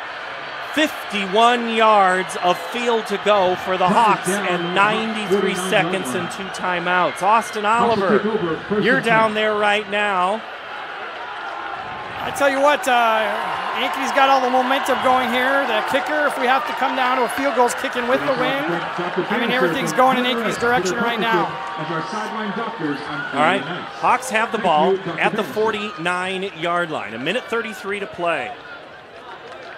We have now, as games go, we have gotten back in with we're almost 20 yards of offense for same on both of these teams. That's why you play the full game. Let's see what the Hawks can do.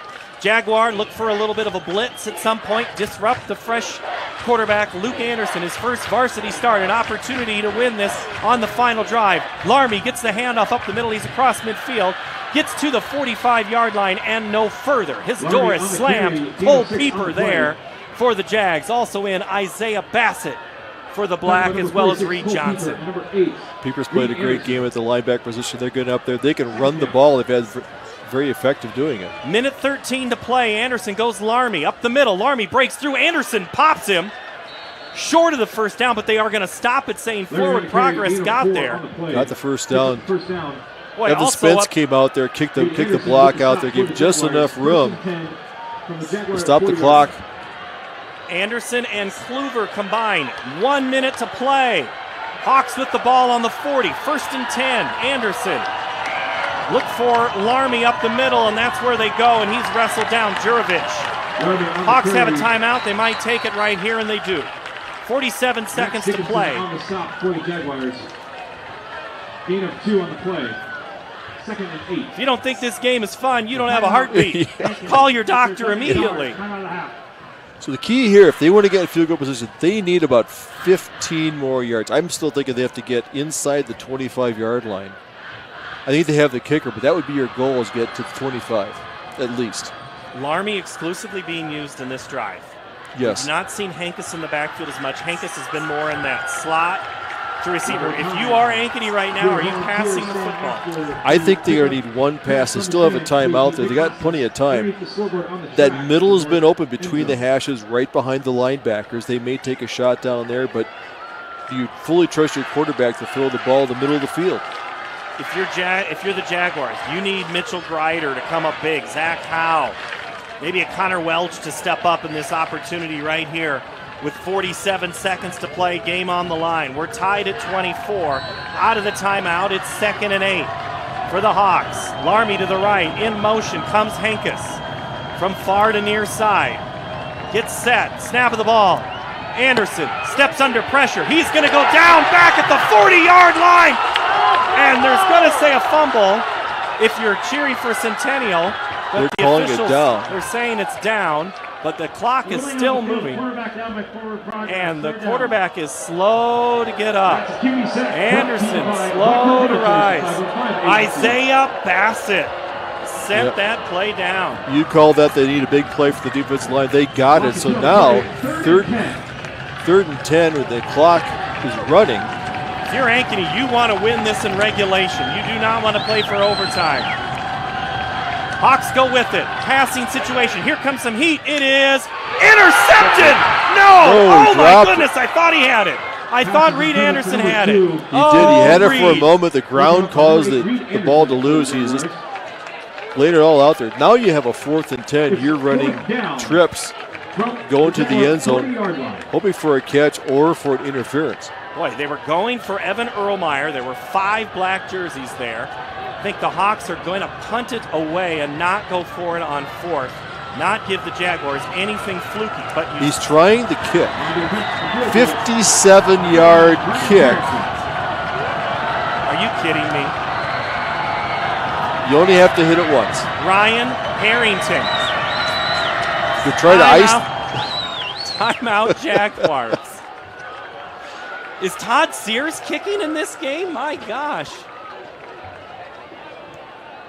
Timeout. Ankeny Centennial. This is their 3rd and final timeout and a half. I really thought you were pulling my leg at first, and then I look up and there's Harrington. He's lighting up. All right, you still gonna kick it? Give it a shot. There's 13 seconds left. It should run 3 seconds off the clock. You give Ankeny no timeouts, and the ball, if you don't make it, they're at their own 40. I see you taking a shot at it. Do you have a fake? You're the underdog. Do you have a fake drawn up if you're Ankeny? Because, okay, look at it. Say it's incomplete. Turn the ball over. Same place, pretty much. Right, yeah, same place. So either you go for a 4th down, incomplete pass, because you're not going to get a 1st down doesn't help you unless you go out of bounds. They're bringing Harrington out again. He's had kickoffs make the end zone. So he has hit him from 60. This is 57 yards to make it to the crossbar. Isaac Brule stands back at the 5. 13 seconds to go. 57-yard field goal on the way. The kick is going to be short. It's going to be fielded. No, Brule's going to let it go. Wide left, but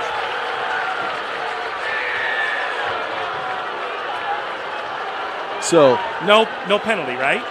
There was no. I was looking for it if they came across the line, but so 8 seconds left in the game.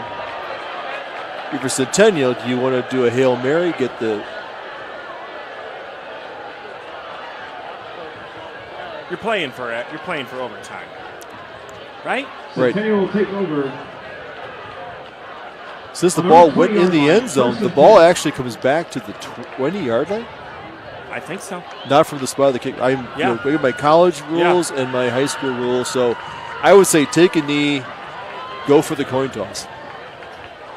We got to dig out the overtime rules. So it's like a touchback, like a punt. So it's a touchback. Correct. Well, Jaguars take a knee. We will run the final 5 seconds. We're tied at 24. We're going to overtime on opening week here on CISN. Come back. We'll play some extra free football next. 3 minutes on the game clock.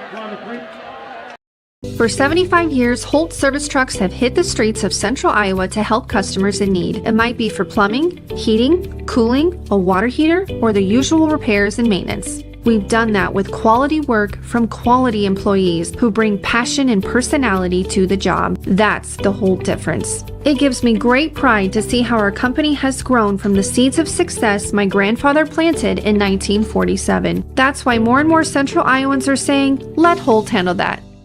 It's the DeArmond Ford Summer Sales Event. Ford F-150 XLT with 3.9% for 72 months plus $2,750 rebate. Flex buy must trade for 95 or newer. Get 2.9% for 60 months on the new Ford Expedition, Explorer, and Edge with additional bonus cash offers. And the all-electric Ford Mustang Mach-E with 3.9% for 72 months plus $2,000 bonus cash plus 90 days, no payments. It's the Summer Sales Event at DeArmond Ford, Indianola. DeArmondFord.com. Well, 4 quarters wasn't enough. We thought we'd do one more. We'll have a toss to determine who gets the ball first and who gets the ball second. Austin Oliver, Tim Halber, I'm Paul Yeager. Glad to have you on the field. That kick by, let's run this down real quick. Ryan Harrington lined up for a 57-yard field goal. What I understand is he hit a 54 in warm-up. So what's going to happen here in overtime? Each team's going to be given the ball on the 10-yard line with 4 plays and an opportunity to score. If the game is still tied at the end of the overtime, then a second, then a third until we have a winner emerges. All right, Austin Oliver down on the sideline. Do these guys have enough in the tank for an extra frame? I think they're probably thinking, God, it's only 10 yards. So that's what I'm thinking too. So I don't know who has the advantage right now. These defenses have both played pretty well in the second half. A little bit more offensive life for the Hawks here, but this is a toss-up. There's a ton of crowd still here. It's going to be just who's going to leave it all out there on the field in this last set of plays. Do you have enough left for you for overtime? Well, I'm hoping I'm at the south end zone right now, so I'm hoping it comes down here. I'm going to have to run my butt down the other one. So we'll see what happens here. All right. Thank you, Austin. All night here. If he goes to the north end, which is now a construction zone. I would guess both teams would like to have the wind at their back, so I imagine it's going to be in the south end zone. So everybody's got to go. Okay, what are the rules here? What do we do? Do you think coaches are on the sidelines Googling it right now? All right, so if you're Ankeny, go with me for a minute. Wildcat quarterback from 10 yards out, beat up. I would use it on a third down play if they're within the 2-yard line. And otherwise, I think they got the running game to get inside or the passing game, because one time he missed Erlmeyer in the corner of the end zone. So I think you'll use your regular offense. Do you, if you are Centennial, only run Eli Porter? I would do that. I'd give him 3 shots.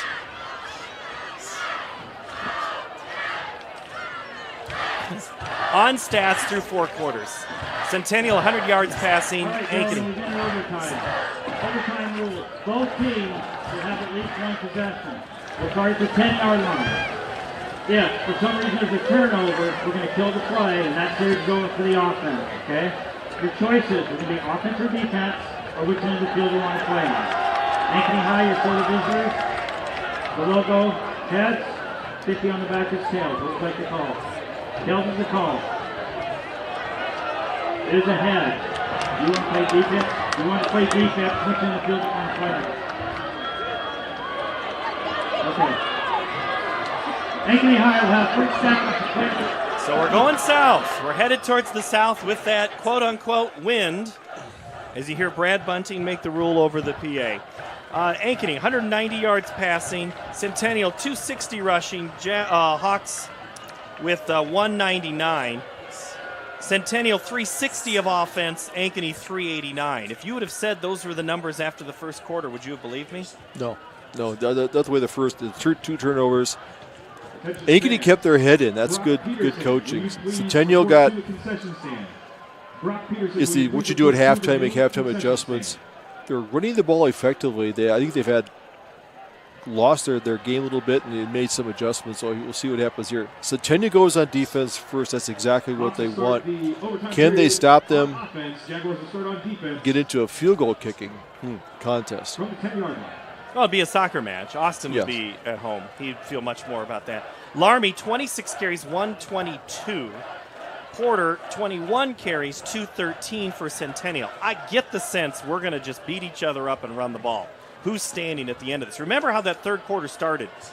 A lot of Jaguar guys went down. You just got to wonder, what do they have left in this extra frame? We begin with the Hawks and the ball. On the 10, they're going towards the south. On the right side of your screen watching, Larmy is next to Anderson. There are two receivers to the left and one to the right for the Hawks. In motion goes Akers.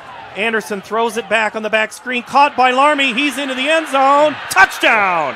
Hawks strike first on the first play. 10-yard touchdown score to Larmy. Anderson and Larmy are talking there in the backfield. I think he was telling him to go to the line.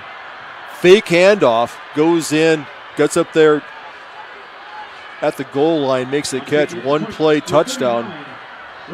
And it was really about Akers. Akers went away from the play. He went to the left. Akers drew the coverage away, giving Larmy the opening. And you hadn't thrown Larmy all night. The extra point is coming, and it is good. All right, Hawks score first, 31-24. Now it'll be Centennial's turn. Now, any turnover. Let's watch the replay. We get to see that touchdown again. Let's see it again. Ruling on the field with the point after was good. Number 79 of the kicking team, Thomas Powell. He will sit for one play. Making Centennial football, first and 10 on the 10. So there was Larmy. There was Summer. And we just had... It was Summerfield that drew the coverage away, went back to the corner of the end zone. Drew the coverage that made him open. So now you're into 4-down territory if you're the Jags. You have 4 plays. 4-play territory, yep. You drop this first one, yeah. And then I believe it flips if Centennial scores, then they get the ball first in the next overtime. So the Jaguars are going to go to the middle of the field. Porter is going to be next to Smith. First and 10, first and goal from the 10. Porter cut back and gets no further than the 9. Doherty, Fawad, Aguirre, or Allen. Sorry, Allen in there. One guy I haven't talked about the receiving end. We've only seen him on a route once. Look for Shuddy out there because he's got the height, the rebound ability that he could do a drag route, something to a post, could be wide open. Second and goal from the 9. Jackson in motion, gets the call on the sweep to the left side. He's got a seam, cuts it back. He is going to be stood up at the 1. Jackson on the carry. For the Hawks, Andrew Hazy came in on this sweet play. Right on the right side of the Hawks. Morgan was the lead block, kicked his guy out, and boy, we have an injury. Who's down there for Centennial? It looks like it might be Jackson. Looked like student body left with the Centennial offensive line going out there. Yeah, it's Braden Jackson. Hazy getting limited snaps. He was cleared to play right before this week. We'll see a lot more of him as the year goes on. Coach Bauer using him in limited situations tonight. This is one of those that he calls, we need you. It'll be third and goal from the 1 once Braden Jackson gets this cramp worked out. And you can feel the waves of humidity every once in a while kind of crank back up. And it has not done players favor. We're finding out, and Jackson's going to be carried now to that far sideline, like what they did with Shuddy on the previous end to attend to him. Langford comes in the game. So will Jackson see his team score? And just cheer for his good health. Third down from the 1. Under Smith goes. Quarter of the backfield. Quarterback keeper up the middle, he's in. Touchdown, Trenton Smith. Big score for the Jags, great drive. Looked a lot like the Philadelphia Eagles offense where Trent Smith takes a snap, guard peels back, drives him in the end zone, get the touchdown. So it's even. Big extra point here. And Morgan did a lot of pushing on that play too. Give credit to the center right up the middle there, Gavin Humphrey. On to attempt the extra point, Ryan Bendazu.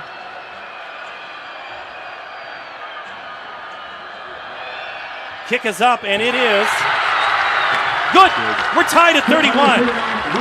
We'll take a quick timeout. Overtime number 2 coming your way next. Hi, this is Chris from Fireplace Superstore. Spring will be here soon, and our selection of patio furniture is fantastic, but it won't be that way forever.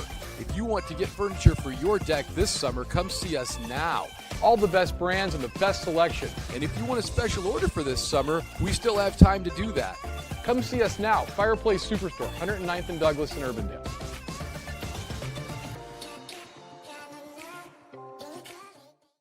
Over 1,300 vehicles on WaukeeChevy.com. Schottenkirk Chevy Waukee. If we don't have it, you can build it. Newly expanded service department means we're hiring. See the openings on WaukeeChevy.com. Schottenkirk Chevy Waukee.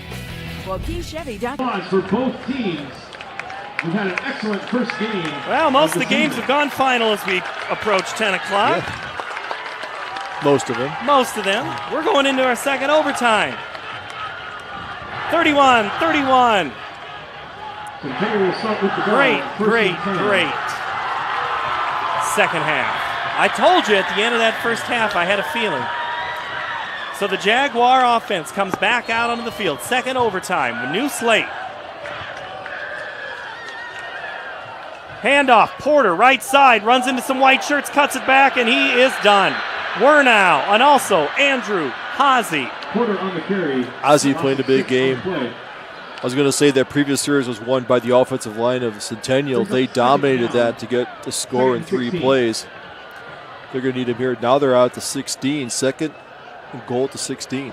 Braden Jackson, Zach Howe come back in. Langford out. Loss of 6 on the play. Just the way the Jaguars want it. More drama. Porter and Jackson Smith rolls out to throw towards the end zone. He's got a man right there. Chase Shuddy caught. Touchdown. Wow. There's your play to your tight end, Chase Shuddy. Perfect play design. Shuddy lined up there on the left side. Drag him across there. Use that height. Perfect pass there. Trent Smith to Chase Shuddy for a touchdown. As you draw it up. Got behind the defense. And everybody in white knew it. The heads dropped as soon as that ball went into the air. Crud. What a play. I think that is Shuddy's first catch tonight, I believe. Yeah. Only second target. Bendazu to attempt the extra point. Kick is up, and it is good. 38-31, Jaguars. Jaguars in the Hawks, 38-31. Let's watch this one again with Chase Shuddy. Lines up on the left side and just runs a drag. And the guy who's on him that whole time knew. I don't want to say the number because I'm not sure who that was that who he got behind. Well, it was a good read. It was a man-to-man defense. So then the safety they had to pick him up was chasing him across the formation. Shuddy's faster than you think he is. Yep. Good athlete. Plus he's got the height and the hand. So now it's back to the Ankeny Hawks. Can they respond with a touchdown of their own? 2 receivers left and right. Larmy before the play.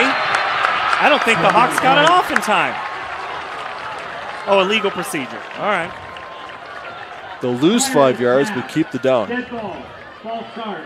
Under 1%. Well, just like the Jags, they go backwards on their first play.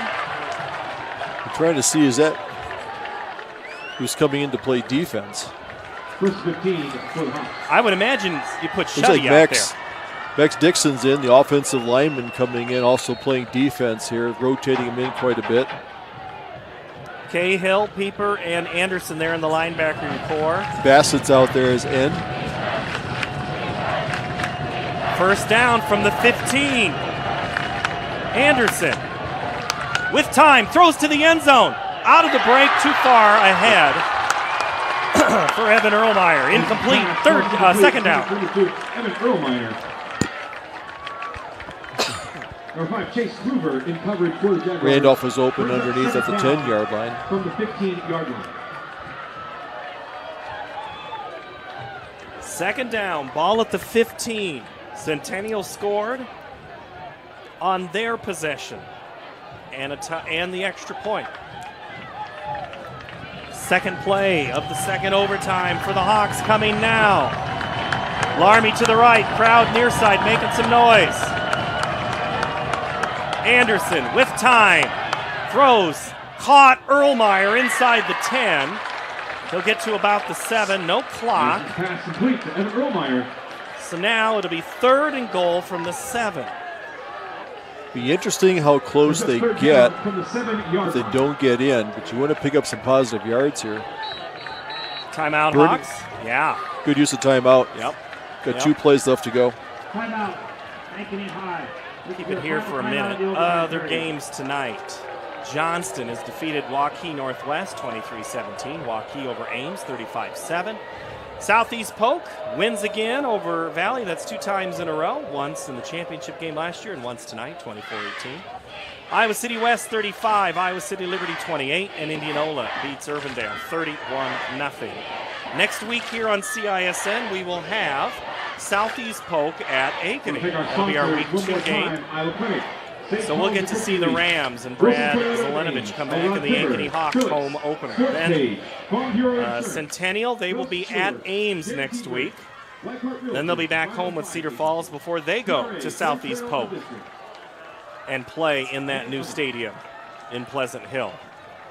3rd and goal from the 7. Hawks bunch it up to the right side. Larmy on the right side of Anderson. Before the snap, whistle. Penalty on the play. They call it timeout or movement. Play clock. Prior to the snap, encroachment, defense. Oh boy. That moves it to the 3-yard line, 3.5-yard line. And now do you call Wildcat with 2 plays? I would still run your play you had called. Oh, they look like they're coming in. Sommerfeld comes in. Say, somebody's got to get out. You can't put... Larmy's coming out. Hankus stays in. You still could run a running play and then look at what you have on 4th down if you don't make it in. One of the earliest big calls of Brady Walls' career as an Ankeny Hawk offensive coordinator. 3rd and goal from the 3. Hankus will not make it. 4th and goal. Looks like Peepers was in there on the tackle. Isaiah Bassett as well. 4th down. No gain. And you already called your timeout. This is the ball game. Anderson. 3 yards to go. Here comes the pass. He's open. Throw off his back foot. The receiver's there. It's caught. In the end zone, that's a touchdown. Wow. Is that Erlmeyer? Anderson's pass complete. Number 2, Evan Erlmeyer. Evan Erlmeyer. Yes. He got out there. He did a little drag route. He was open. He goes, throw it, throw it, throw it. He went there, took a look in, did a little Z out. With a Z pattern out there. He was there. It's a left-handed throw. It's tough to do, but great concentration by Erlmeyer. I don't think another big extra point. Harrington's extra point. The kick is up, and it is before it hit the goalpost. Flag. It does not matter. It does not matter because the play was blown dead before. Offsides, I believe. Encroachment on Centennial. Oh my goodness, Tim, Wildcat, do you run it and win it right now? If you're Ankeny, you're now moving the ball half the distance to the goal line. They got stuffed on it before. Hawks just ran off the field. They got to make a quick decision because this is not. You're going to get 40 seconds, basically. Well, you got 25 seconds to run with the. Oh. You keep moving the clock. It's right. It's a kick. Is it untimed? They have 40 seconds to get it. They don't have I think you still. I think they're going. They're going. They're going for it. They're going to win the game. They're going for two, and I see. They're going Anderson. They got their Wildcat offense. Before the snap, I think Centennial's going to take timeout. Oh, boy. I was calling their bluff to say, will they call a timeout if we go out there? See what the formation, see what defense set that Ankeny, the Centennial had. Now go back and we get our play call. I see Austin Oliver working. No, keep talking. He's working with the official. He's trying to get a clarification on something. Austin, so yes, what are you doing down there, Austin? I was just getting some feedback on what was up next if we had to go to another overtime here. But, yeah, I don't know. It looks like Ankeny's going to go for it. I think still they're keeping their offensive guys out there on the field right now, and it's going to get interesting here in just one play. Is it on the 1.5, right? It is. Yeah, it's right at the 2, it looks like to me. All right. So they come off. Centennial shows their defense that forces them to take a timeout. I think Ankeny, it looks like they're running the same thing. They're going to run wild. They're going to run the offense. Anderson goes for it. This is the ball game right here. Hawks score, they win. So I think you do a rollout. They don't, they lose. The pass, throws to the back of the end zone. It is caught. It is caught. Devin Akers, the score. And the Ankeny Hawks pull the upset. 38-37. Double overtime win. Are you kidding me? What a gutsy call. Luke Anderson over the middle.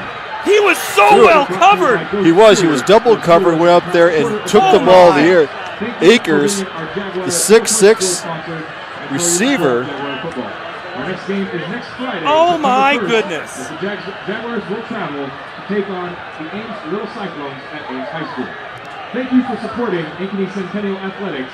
Please drive. The fans stormed the field wearing white, and the Hawks take this night, come from a huge deficit. They were, as Coach Bauer said, that first quarter, we were not good. Yeah. They got ran over, turned the ball over twice.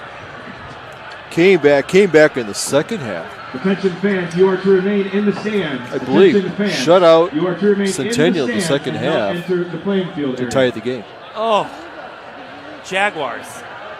Eli Porter tonight. Huge game. Trenton Smith, big defense. You got players? We're gonna. What do we want to do? We're gonna show the replay. Let's show the replay. You've already gone back and looked at it again. I was watching it in my field glasses. I didn't think he was open. He wasn't open very much. He threw it up there, and he was double covered. Oh, the Centennial guys picked each other. Yes. They ran into one another and open, and Akers jumped over the top. Great concentration by Akers to go up there, and because the ball was bouncing around to make the catch. All right, we got to help Austin here. I think Devin Akers has got to be, and Luke Anderson, right? I'd say Luke Anderson put in a heck of an effort for his first start. Oh. Eli Porter, though, man, I keep looking at his stats and just going, that guy was unstoppable in the first half, 208 yards rushing, but it was and 23 carries. And let's remember, Larmy, huge game rushing. All right, they're going to shake hands. We're going to sort things out. We're going to have a couple of interviews in this post-game show. We'll sort it out. Hawks pull the upset, 39-38 in week 1. In the crosstown battle. Back after this on CIML. Let's face it, it's Iowa and it's hot and humid. Hi, I'm Joe the Car Guy with Westside Auto Pros. Some of us are going to get in our blazing hot vehicle and the air is not going to cool us down. When that happens, I have same-day AC service appointments at the ready. We can pick up your car, drop it off, shuttle you home, or even help you get a rental car. And all of our AC repairs come with our lifetime parts and labor guarantee. If you're having problems with your AC, give us a call or scan the QR code to schedule your appointment today. For the best, head west, Westside Auto Pros. Ever have one of those awkward moments when a business disappointed you? You got ripped off? Didn't get what you expected? The Better Business Bureau can help you avoid these uncomfortable situations. BBB accredited businesses are honest, ethical, and reviewed annually by the BBB. Don't experience another awkward moment with a bad business. Trust the ones that operate with integrity. Look for the BBB seal. It's the sign of a better business. And find a better business anytime at bbb.org. The National Sales Event is going on all month long at DeArmond Automotive Knoxville. New Silverado 1500 Turbo Max with up to $9,000 off MSRP. Must trade 09 or newer. Must own or lease 09 or newer Chevrolet. New Sierra 1500s with 2.9% for 60 months. Available on all trends. New Jeep Gladiator with up to $7,000 off MSRP. And new Ram 1500s with up to $11,000 off MSRP. Every vehicle is tagged with one low price at DeArmond Automotive Knoxville. DeArmondAuto.com. Tim Halber, I'm not sure I've seen a game like that. No. I mean, that is. I'm still struggling for a few words. I mean, I've had walk-off home runs and championship or walk-off state championship finishes and double overtime state championship. I can think of some great games here and there. It's hard to top this one. It is. We saw a little bit of everything. We had turnovers. We had teams come back. We had teams fight to the end. Going back there, we had a 57-yard field goal attempt. Yeah. Double overtime. Great pass catching. These guys laid it all out the line. These guys are playing for the city championship, and it was a heck of an effort. In your screen right now, Coach Jeff Bauer takes over this program. First game. Coaching against his old coach, Jerry Pizzetti, played for Jerry. This has got to be pretty special for him, but I know he'll deflect it and say it was the players. Right, and the Riverboat Gambler going in there. After missing the kick, the encroachment goes on. Let's go for it. Let's win it. Either we win it and go home, or not. And that takes quite the call. And it was a perfect call. Yeah. And the defense had it. It was just one of those. It's a game of tip balls, inches.